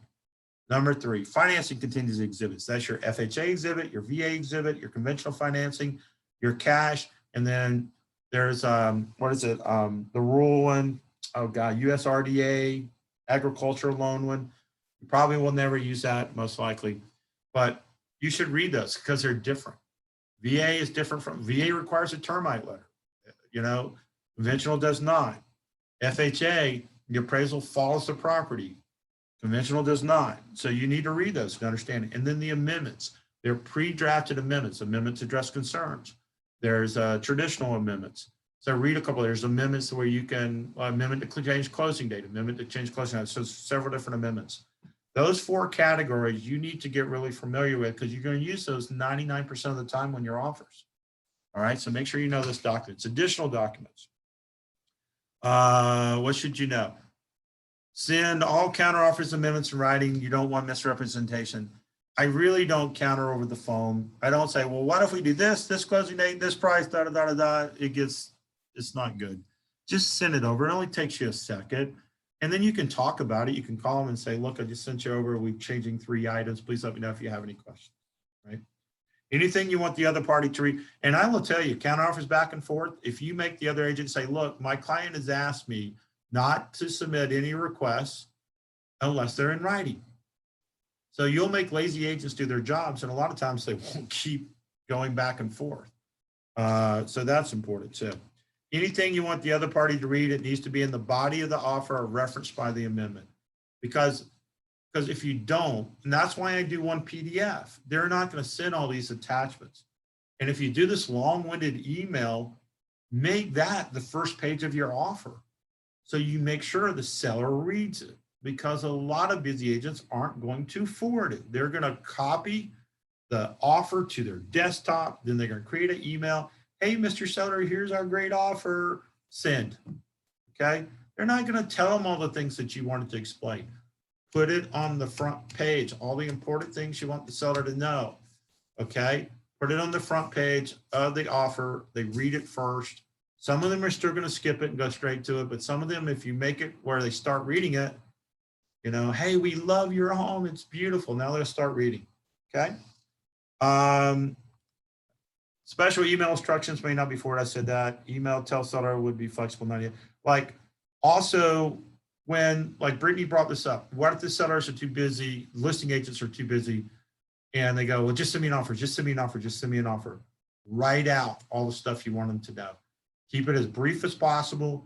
Make it as short and to the point, bullet point. I usually highlight in yellow so the seller will read it. How many, nod your heads. When you get a document, something's highlighting in yellow, where do your eyes go to? What's highlighted? So, hey, we'll be very flexible in the closing date, highlight. Hey, we'll use the listing agent's inspector to make sure we'll only do no cosmetic items and no upgrades. We're only going to ask you, and may not ask you to do anything at all. We may not ask you to do anything at all. Highlight that. Highlight four, you can't highlight the whole document, but pick 4 or 5 items to highlight it that you want them to know. And 98% of the time, they're going to read it. Let me hear an aha. Somebody scream aha. Somebody. Aha. All right, great. All right, so good. Thank you. So, Hey, yes. oh, okay. I was just going to ask if you could scroll back up real quick so I could just write the bottom part out. Well, you know you got a copy of this on your chat. You Oh, okay, thank you. So yes, all right, everybody is on screen right now. On your chat at the very top of the document, who did that for us? Please take credit. Who did that for us? Take off mute, tell us, so we can all thank you. That was me. Miss McNeil, right? So Miss McNeil was very nice. Katie actually took it, and I think Miss McNeil basically put it on chat. So you have this whole PDF document that you can go and review. I wish I'm putting it in there right now, Doug. It's uploading, so give it 1 second. Okay. If you didn't get it the first time, it's now the bottom part of the chat. It's right there for y'all to click and download. Awesome. Thank you, Katie. Thank you, Doug. The reason I do this for my classes and when I teach these classes is because I want you to listen, and then and you can write notes, but I think this is important that you kind of be able to listen, and then you can go back and kind of review. And that's the way I find when I teach my classes, and I kind of started doing this when they were giving me feedback. This is the best way to learn. All right, so I want you guys to practice this in your groups, okay? And also in this scenario, they're talking about, you know, negotiating a repair on a roof. If a roof has a hole in it or has a leak in the state of Georgia, all right, and it's a traditional mortgage, the lender most likely is going to require the roof to be repaired for the loan to go through. All right, so you need to understand in some cases, the lender and the appraiser, you would let the appraiser know, okay? You say, look, I got important information for you. The roof's got a leak in it. He's going to write it on the appraisal that it needs cost to be cured, that they are not going to lend on a house that has a leaky roof, okay? Usually they won't. So that gives you some leverage. That's another little tidbit. Do not make decisions for your client, be a facilitator. Never, ever, ever, ever, ever, ever, ever, ever, ever say, I think you should do this. You can say, here's the information, it's your decision, because you're not on the loan, you're not paying for this house. And then if something goes wrong and you recommend them do something, who gets blamed? You do, okay? If you get blamed for something, you're not getting a referral, okay? Our goal is to take care of our clients such that they give us another 3 individuals in their life, somebody they work with, a family member, somebody they play tennis with, to give us 3 other people that we can work with. And as a new agent, your business will be rocketed. If you do 1 client, you can pick up 3 more clients. Now you have done 4 pieces of business. And then once you've done those 4 pieces of business, you just got 9 more clients. And then once you've done those 9 clients, you just got 27 more clients. If you treat them like the Ritz-Carlton or treat them like Chick-fil-A, if I say fast food restaurant right now that says my pleasure and thank you, everybody will come off mute and tell me Chick-fil-A. You don't hear that at McDonald's or Burger King or Wendy's or Popeyes. Maybe once in a while, but if you go into 10 of them, you won't hear it at every one. But if you go into Chick-fil-A, you'll hear it at every one. If you treat your clients in such a way that their expectations are exceeded, then you're going to get 3 more clients. Okay? And that's the secret. So when you have a framing situation and you lower their expectations, like, look, we might not be able to get everything. Look, we might have to pay list price if it's just came on the market. I just want to let you know how the market's working right now. Then their expectation is set where you can under promise, over deliver, and they're going to go, wow, this was really great. Okay. We talked about presenting PDF, one offer PDF. I can't make it simple for your listing agent. I go back crap crazy if I got to sit there and figure out how to get 7 files to my client. And my client's he's not going to open up all 7 files. He's not going to open up the purchase and sell, lead-based paying, conventional financing, survey, blah, blah, blah, blah, blah. He's going to look for price. Okay. He's not going to look at your letter. So put it in one PDF. That's my recommendation. Again, other agents in the office, they might, say, oh, that's just crazy. It takes too much time. Well, at Chick-fil-A and Ritz-Carlton, we take time on things that they need that helps you get more clients, that helps you have the best experience, right? So you should understand that. Again, just to review, email. I do not discuss terms usually. Agents are too busy.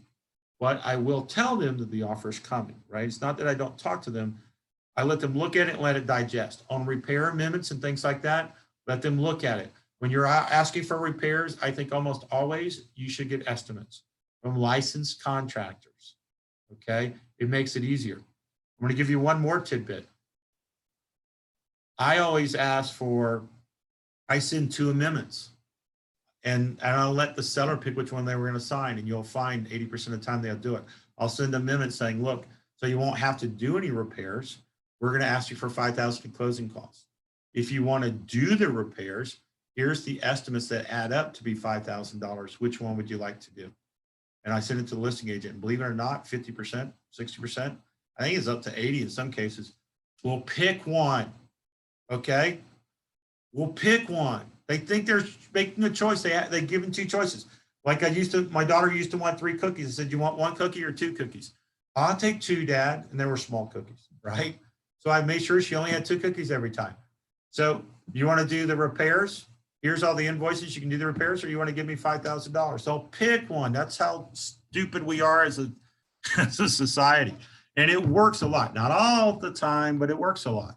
Now, it won't work on me, okay? But it will work on a lot of people, because here's why. If you just send over and asking for, 6 repairs that total 5,000, the seller's going to go, well, I'll do 1, 3, and 5, but I'm not going to do 2, 4, and 6. You see what just happened? Or I want 5,000 in closing. Well, I'll give them 3, or we can split it in the middle. Well, why the heck are you having to split it? The house needs, we're asking for legitimate repairs. If you send them the 2 amendments, believe it or not, this has been tried. A lot of times they'll pick one. Which one you want to do?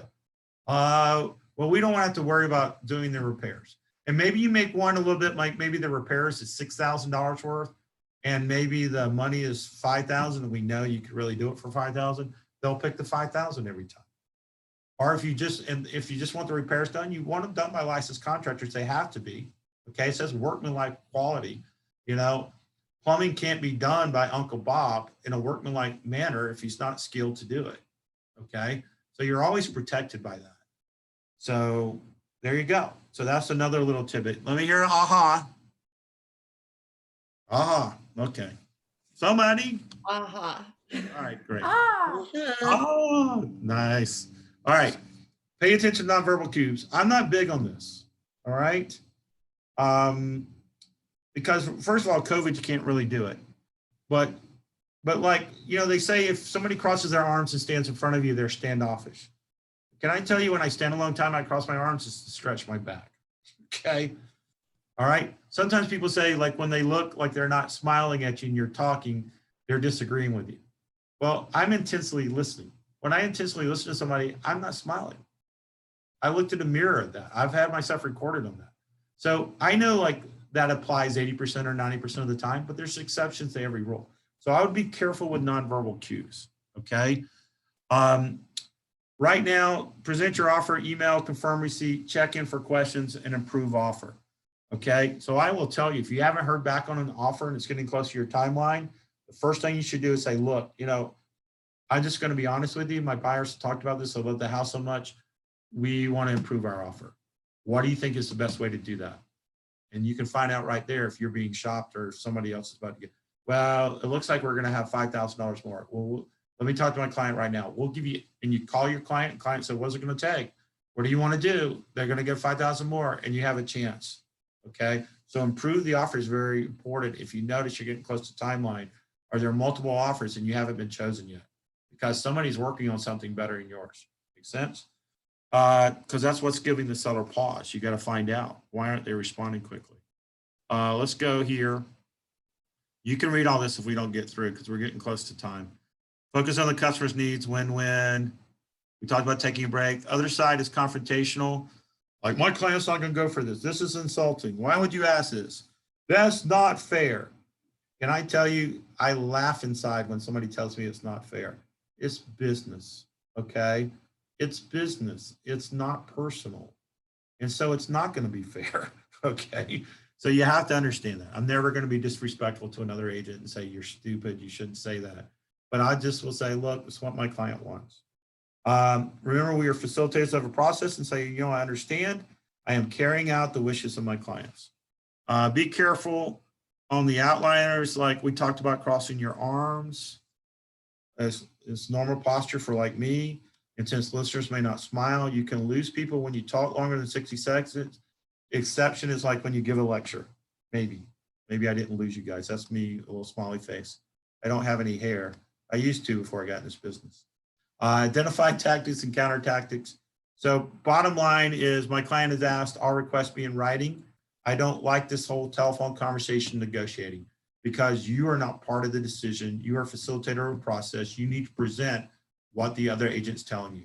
I will only do it in person if we're like a couple $1,000s off. It's the last thing we got to do and everything else is in writing, okay? Buyers, big rocks, deal killers, sellers, goals of selling your house. Remind them that when you kind of get stuck.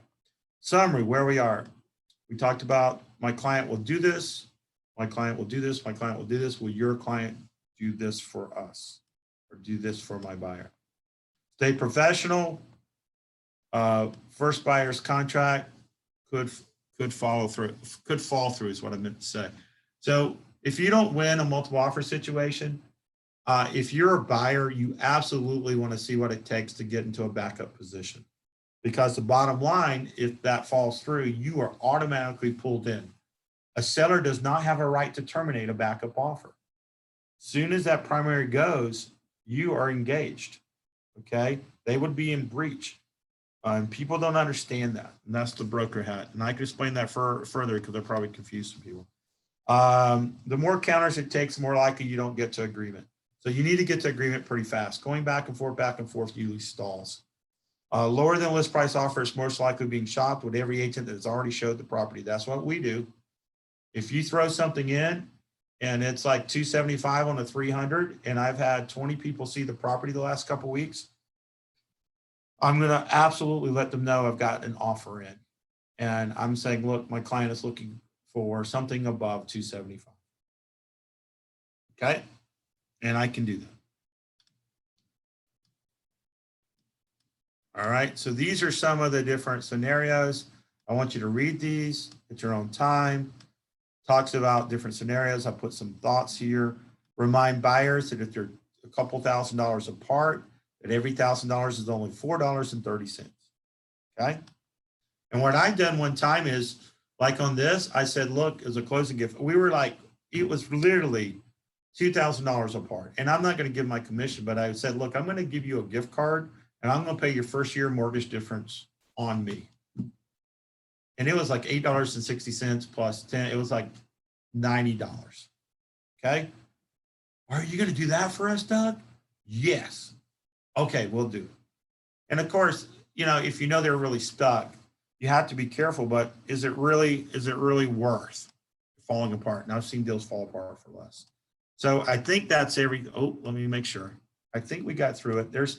These are more about talking about your next class. I want you to read these, being prepared. Yes, we're at the end. Being prepared and what we want to do next. So we have a few minutes. Katie, I actually finished. So can we take a question or two, some ahas? Can you guys share? I'm going to stop screen sharing. We actually have 17 minutes. 17 minutes? Is my clock wrong? What does it run to? Because of the 15-minute break, It's 8:45 is my understanding. Okay. Yay. Seeing how no one has fought me on it, I think I understand correctly. Yay. All right. So Honest Selena over here with her headphones is nodding. So thanks, Selena. okay. So here we go. I got everybody on. Can everybody see me? Wave. All right. Answer honestly. Whose head is about to explode? Thumbs up. Who says this was so much I'm going to die? Okay. I am sorry. I apologize. Okay. Who thinks though that this may be a good way to share and that you at least pick something up? Did you pick, even the people's heads that explode, did you pick some good stuff up? Who loves Uncle Doug? What's that? Oh, yeah. Who loves Uncle Doug? Okay, thanks. And they call me Uncle Doug around here. I'm that uncle who knows a lot about a little. I'm the cool uncle. You know, it brings the. You're the fun uncle. You're a funkle. Yeah. Who brings the drink in a paper bag, right? But I will never drive. I'm the one that gives a little extra money in your Christmas stocking because I love you and your family. So I'm that uncle. But I'm also I'm very genuine when I say that we're all the same family. There's no other company I'd rather be with. I've interviewed them all when I went into the residential side of real estate in 2007. And I'm so glad I did. My wife's on the ALC in our Peachtree Road office. And again, I'm a broker and I fill in. And we just love it. We love the family and we're all part of the Rawls group. So we're all family. So we got a few minutes and I hope that's okay. Oh, there is a question from Janet and I'm glad she brought this up because this is something that I wanted to make sure everyone understands. Okay, talk to me. About backup offer, because Janet said, can you elaborate on the seller not being able to reject a backup offer? What would that convo look like for the buyer and seller? Can you just explain that document that has to go along with it to be an official binding backup offer? Yes, so very good. That it's, I think sometimes people are like, oh, hey, I'll be a backup. Let me know if it falls through. That is not what Doug's talking about. We're talking about a super binding situation. Yes. So super Kate, always going to find something that I didn't think of. Very good, Kate. That's very important. So a backup offer in the sense that we think about it as agents is not that, okay, let's say I'm going to use Candace Banks. Okay. You put in an offer. I'm the listing agent. I take your offer, Candace. Okay. Then I'm going to use Sean. Sean, you put in an offer and I said, okay, thank you for your backup offer. That's not really a backup offer. Okay. It's an offer that's waiting that maybe Candace's clients during due diligence says, look, we really thought about this. This is not the house for us. And they terminate. Then I've got to go to Sean and say, okay, Sean, we canceled. Is Sean in the next agent I have to deal with? Say no. Not that I don't like Sean and wouldn't work with Sean, but Sean and I don't have anything signed. Okay. He may have turned in an offer. A backup offer is not really a backup offer until he says, hey, Doug, we really would like to get this executed with your seller. So if something happens with your first buyer's offer, Candace's offer, we like to be ready to go. And then I say, okay, well, I'm going to present it to my seller and see what they do. So I present it to my seller and my seller said, yes, we like to be a backup offer. There is an exhibit. Does everybody know what an exhibit is? Okay. It is a GAR, usually GAR form exhibits is what we use. And it basically explains that the offer from Sean that we're about to sign will be in a secondary position ready to go if the first offer terminates for any reason or defaults, okay? And so then as a buyer's agent in a multiple offer situation, and if your client's willing to do that, you would sign that with the seller, okay? The buyer would want to sign that with the seller. Now you can put some terms on there like, we're willing to be the backup offer, the one that's going to happen next, if that happens in the next couple of weeks. We're not willing to wait for 200 days, right? So there's some things. If you go look at the GAR form, you should read all these GAR forms. Maybe read a different one every day. So there is one called the backup offer that you can read and you can fill out terms like how long you're willing to wait, right? So if the seller agrees to sign that, the seller has locked themselves in that if Candace's offer doesn't work, then Sean's offer is the next one in order. Okay. And so what happens is Candace lets me know we terminated. As soon as they terminate, I have to give notice as the listing agent to Sean that you're now primary. Now, Sean probably has due diligence built in, so there's no risk for Sean. Sean can say, hey, go back to his buyers. Look, we just been notified we're primary. Are you still ready to move forward? And you want to write the backup where all the contingencies start when it becomes primary. You got it? Even your earnest money, you can write that in there, that you don't have to pay earnest money until it becomes primary. Okay, you can write that in there. So once if Candace backs out, Sean comes in, his clients say, yeah, we're moving forward, and then you keep going, just like a regular deal. The seller has to abide by that. So as a seller, if I've got a really crappy property and I know it's going to be hard for me to sell, especially if it goes back on the market, I might tell my seller that, you know, here's the information. You have to make the final decision. But in a lot of cases similar to yours, sellers will agree. If I got 30 other offers, I may not want to tie to Sean's, because my seller may not want to agree to his buyer's backup, because if Candace gets out of it, then we can go back to everybody. We can go back to Janet's offer. We can go back to Ashley Witt's offer. We can go back to Shelby's offer. We can go back to Sherelle's offer, right? So, and then we'll see who's going to pay even more possibly. So that's very important to understand. And that's your head's probably about to explode. But a true backup offer is an offer that has been signed by the seller to back up the primary. Almost the exact words, to back up the primary. And the seller has no due diligence. They can't get out of it once it becomes primary. A buyer has the normal contingencies. Usually, if you negotiate it, due diligence, appraisal, and all of those contingencies. So once it becomes, there's really no harm for the buyer to get in that second position, because Sean wants me to sign that as the listing agent, the seller side. They want us to sign it, so he's ready to go. He doesn't want me to go back to all of you that had the other buyer's offers. Make sense? How did I do explaining that? Thumbs up? Doug, I got a question. Yes. Yes, sir. So, all right, say for example, you did. Who's talking to me? Here we go. Are you on this second? Tell me who you are. Karan Abraham. Can you hear me? Hey, Mr. Abraham. I see. Hey. Okay. Hey. Yeah, so I was saying, so say for example, that buyer agent put in that backup offer, and Yes. they put in there for, okay, say 2 weeks. Yes. Is as long as they'll be willing to wait. Now, Yes. in that 2 weeks, is there, if that buyer wanted to pull out, can they still pull out, or they have to wait that 2 No, weeks? they can pull out. They have all control. Okay, so if they wanted to look at a property and they found something else, they can pull out. Yes. They were no longer Yes. interested. Okay. Yes. Because you have due diligence, right? So you can change your mind. If you write it in that way. Now, if I'm a seller and I want to lock you in, I might get some option money from you that you lose some money.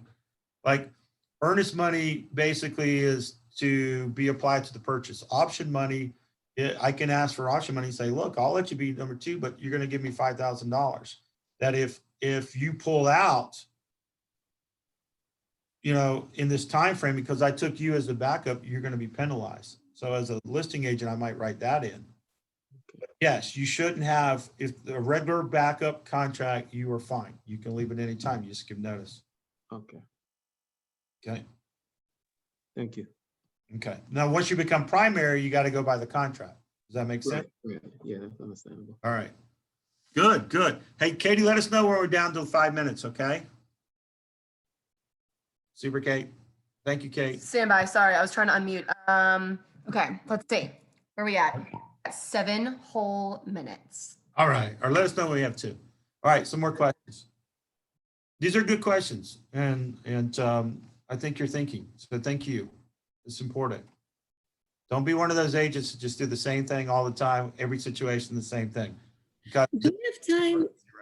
Yes. Do we have time to go over one thing regarding the whole course?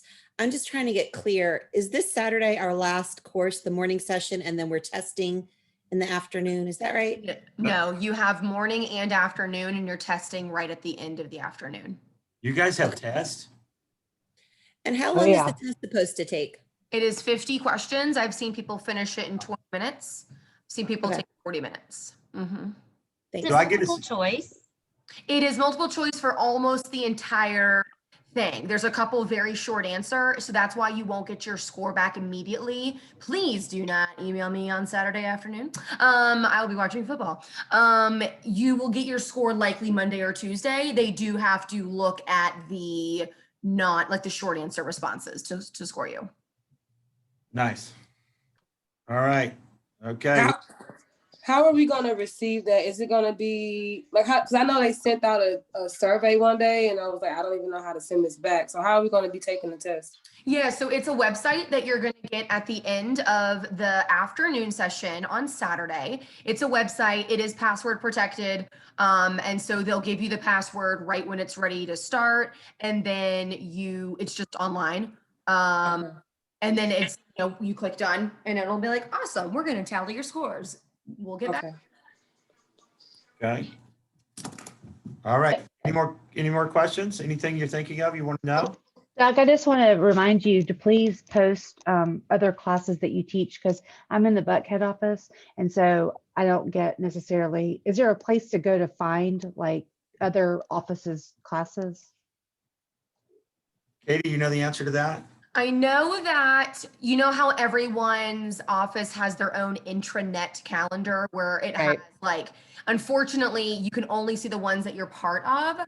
So I don't know, if I'm honest with you. I think the best thing to do is maybe call the Peachtree Road office, because we'll have an idea of what the whole month ahead looks like for training, and they can let you know if Doug is the person for any of those. Okay. Doug, do you typically do a few question. trainings? One more time. What's that? Do you typically do a couple trainings a month, or how does that work? Because I done just recently. I did, and I don't know if Katie and Andea, our assistant team leader, want to put it back on. And this is when Brittany was talking about. I did winning offers, and it was a 3-day course. It was 2-hour, and a 4-hour workshop. So the first 2 hours was making kind of like Ignite, but a little bit more depth, maybe a little different. How to write a winning offer, how to prepare to write a winning offer, and we talk about it pretty in-depthly. And then we talk about I think the next day, was it? I can't remember. You got to help me, Brittany. And then the third day basically is when you come in, we divide up into teams. And I have all this criteria, and I play the listing agent, and you're given this scenario. Everybody has the same property, and you compete, and you have 2 hours. Like I just tell everybody, the teams, that you're in a multiple offer situation. The price has to be the same because it's not going to appraise above it. So that way you can't use price, and you basically put together these offers. But there's a lot of these little pitfalls and things that I put in. You get to ask me 5 questions. And if you ask the right questions, they give you clues to help you win the offer. And it was a really good exercise. People really liked it. I think learned a lot, and it was pretty amazing. So I'm probably going to teach that again in January, February. I do one, and I don't know if Kate's going to put it on the calendar. I did it for dual career agents about your listing presentation, where the first day we took some of the top Keller Williams agents. I don't know if you guys know Madeline Sue's teams. They're a million GCI producer. The Barnes Young team, million GCI, Rachel Farron's team. The 3 of them gave me their complete listing presentations. We put it on the screen, and we went through the first day their listing presentations. And then the second day, we talked about what to put in your listing presentations and how you can put the client first, how some different things you can present differently. And then the third day, we did a 15-minute listing presentation, which was pretty awesome. And then people competed on the same seller, right?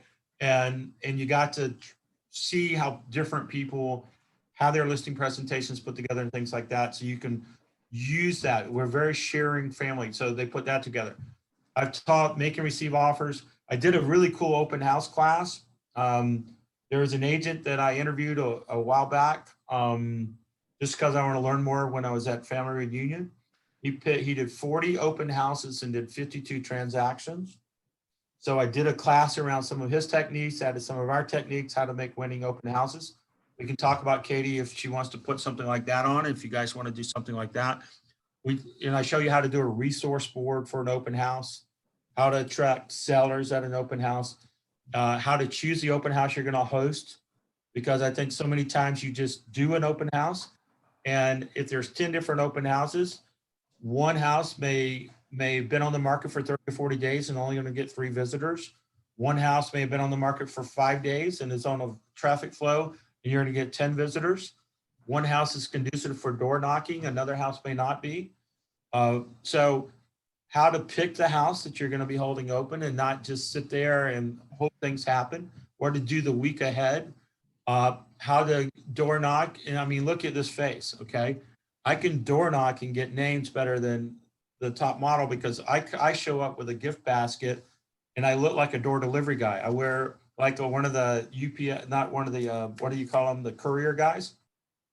I'll park a little further down the street and I'll walk up and I'll wear khakis and a golf shirt and I'll have this in front.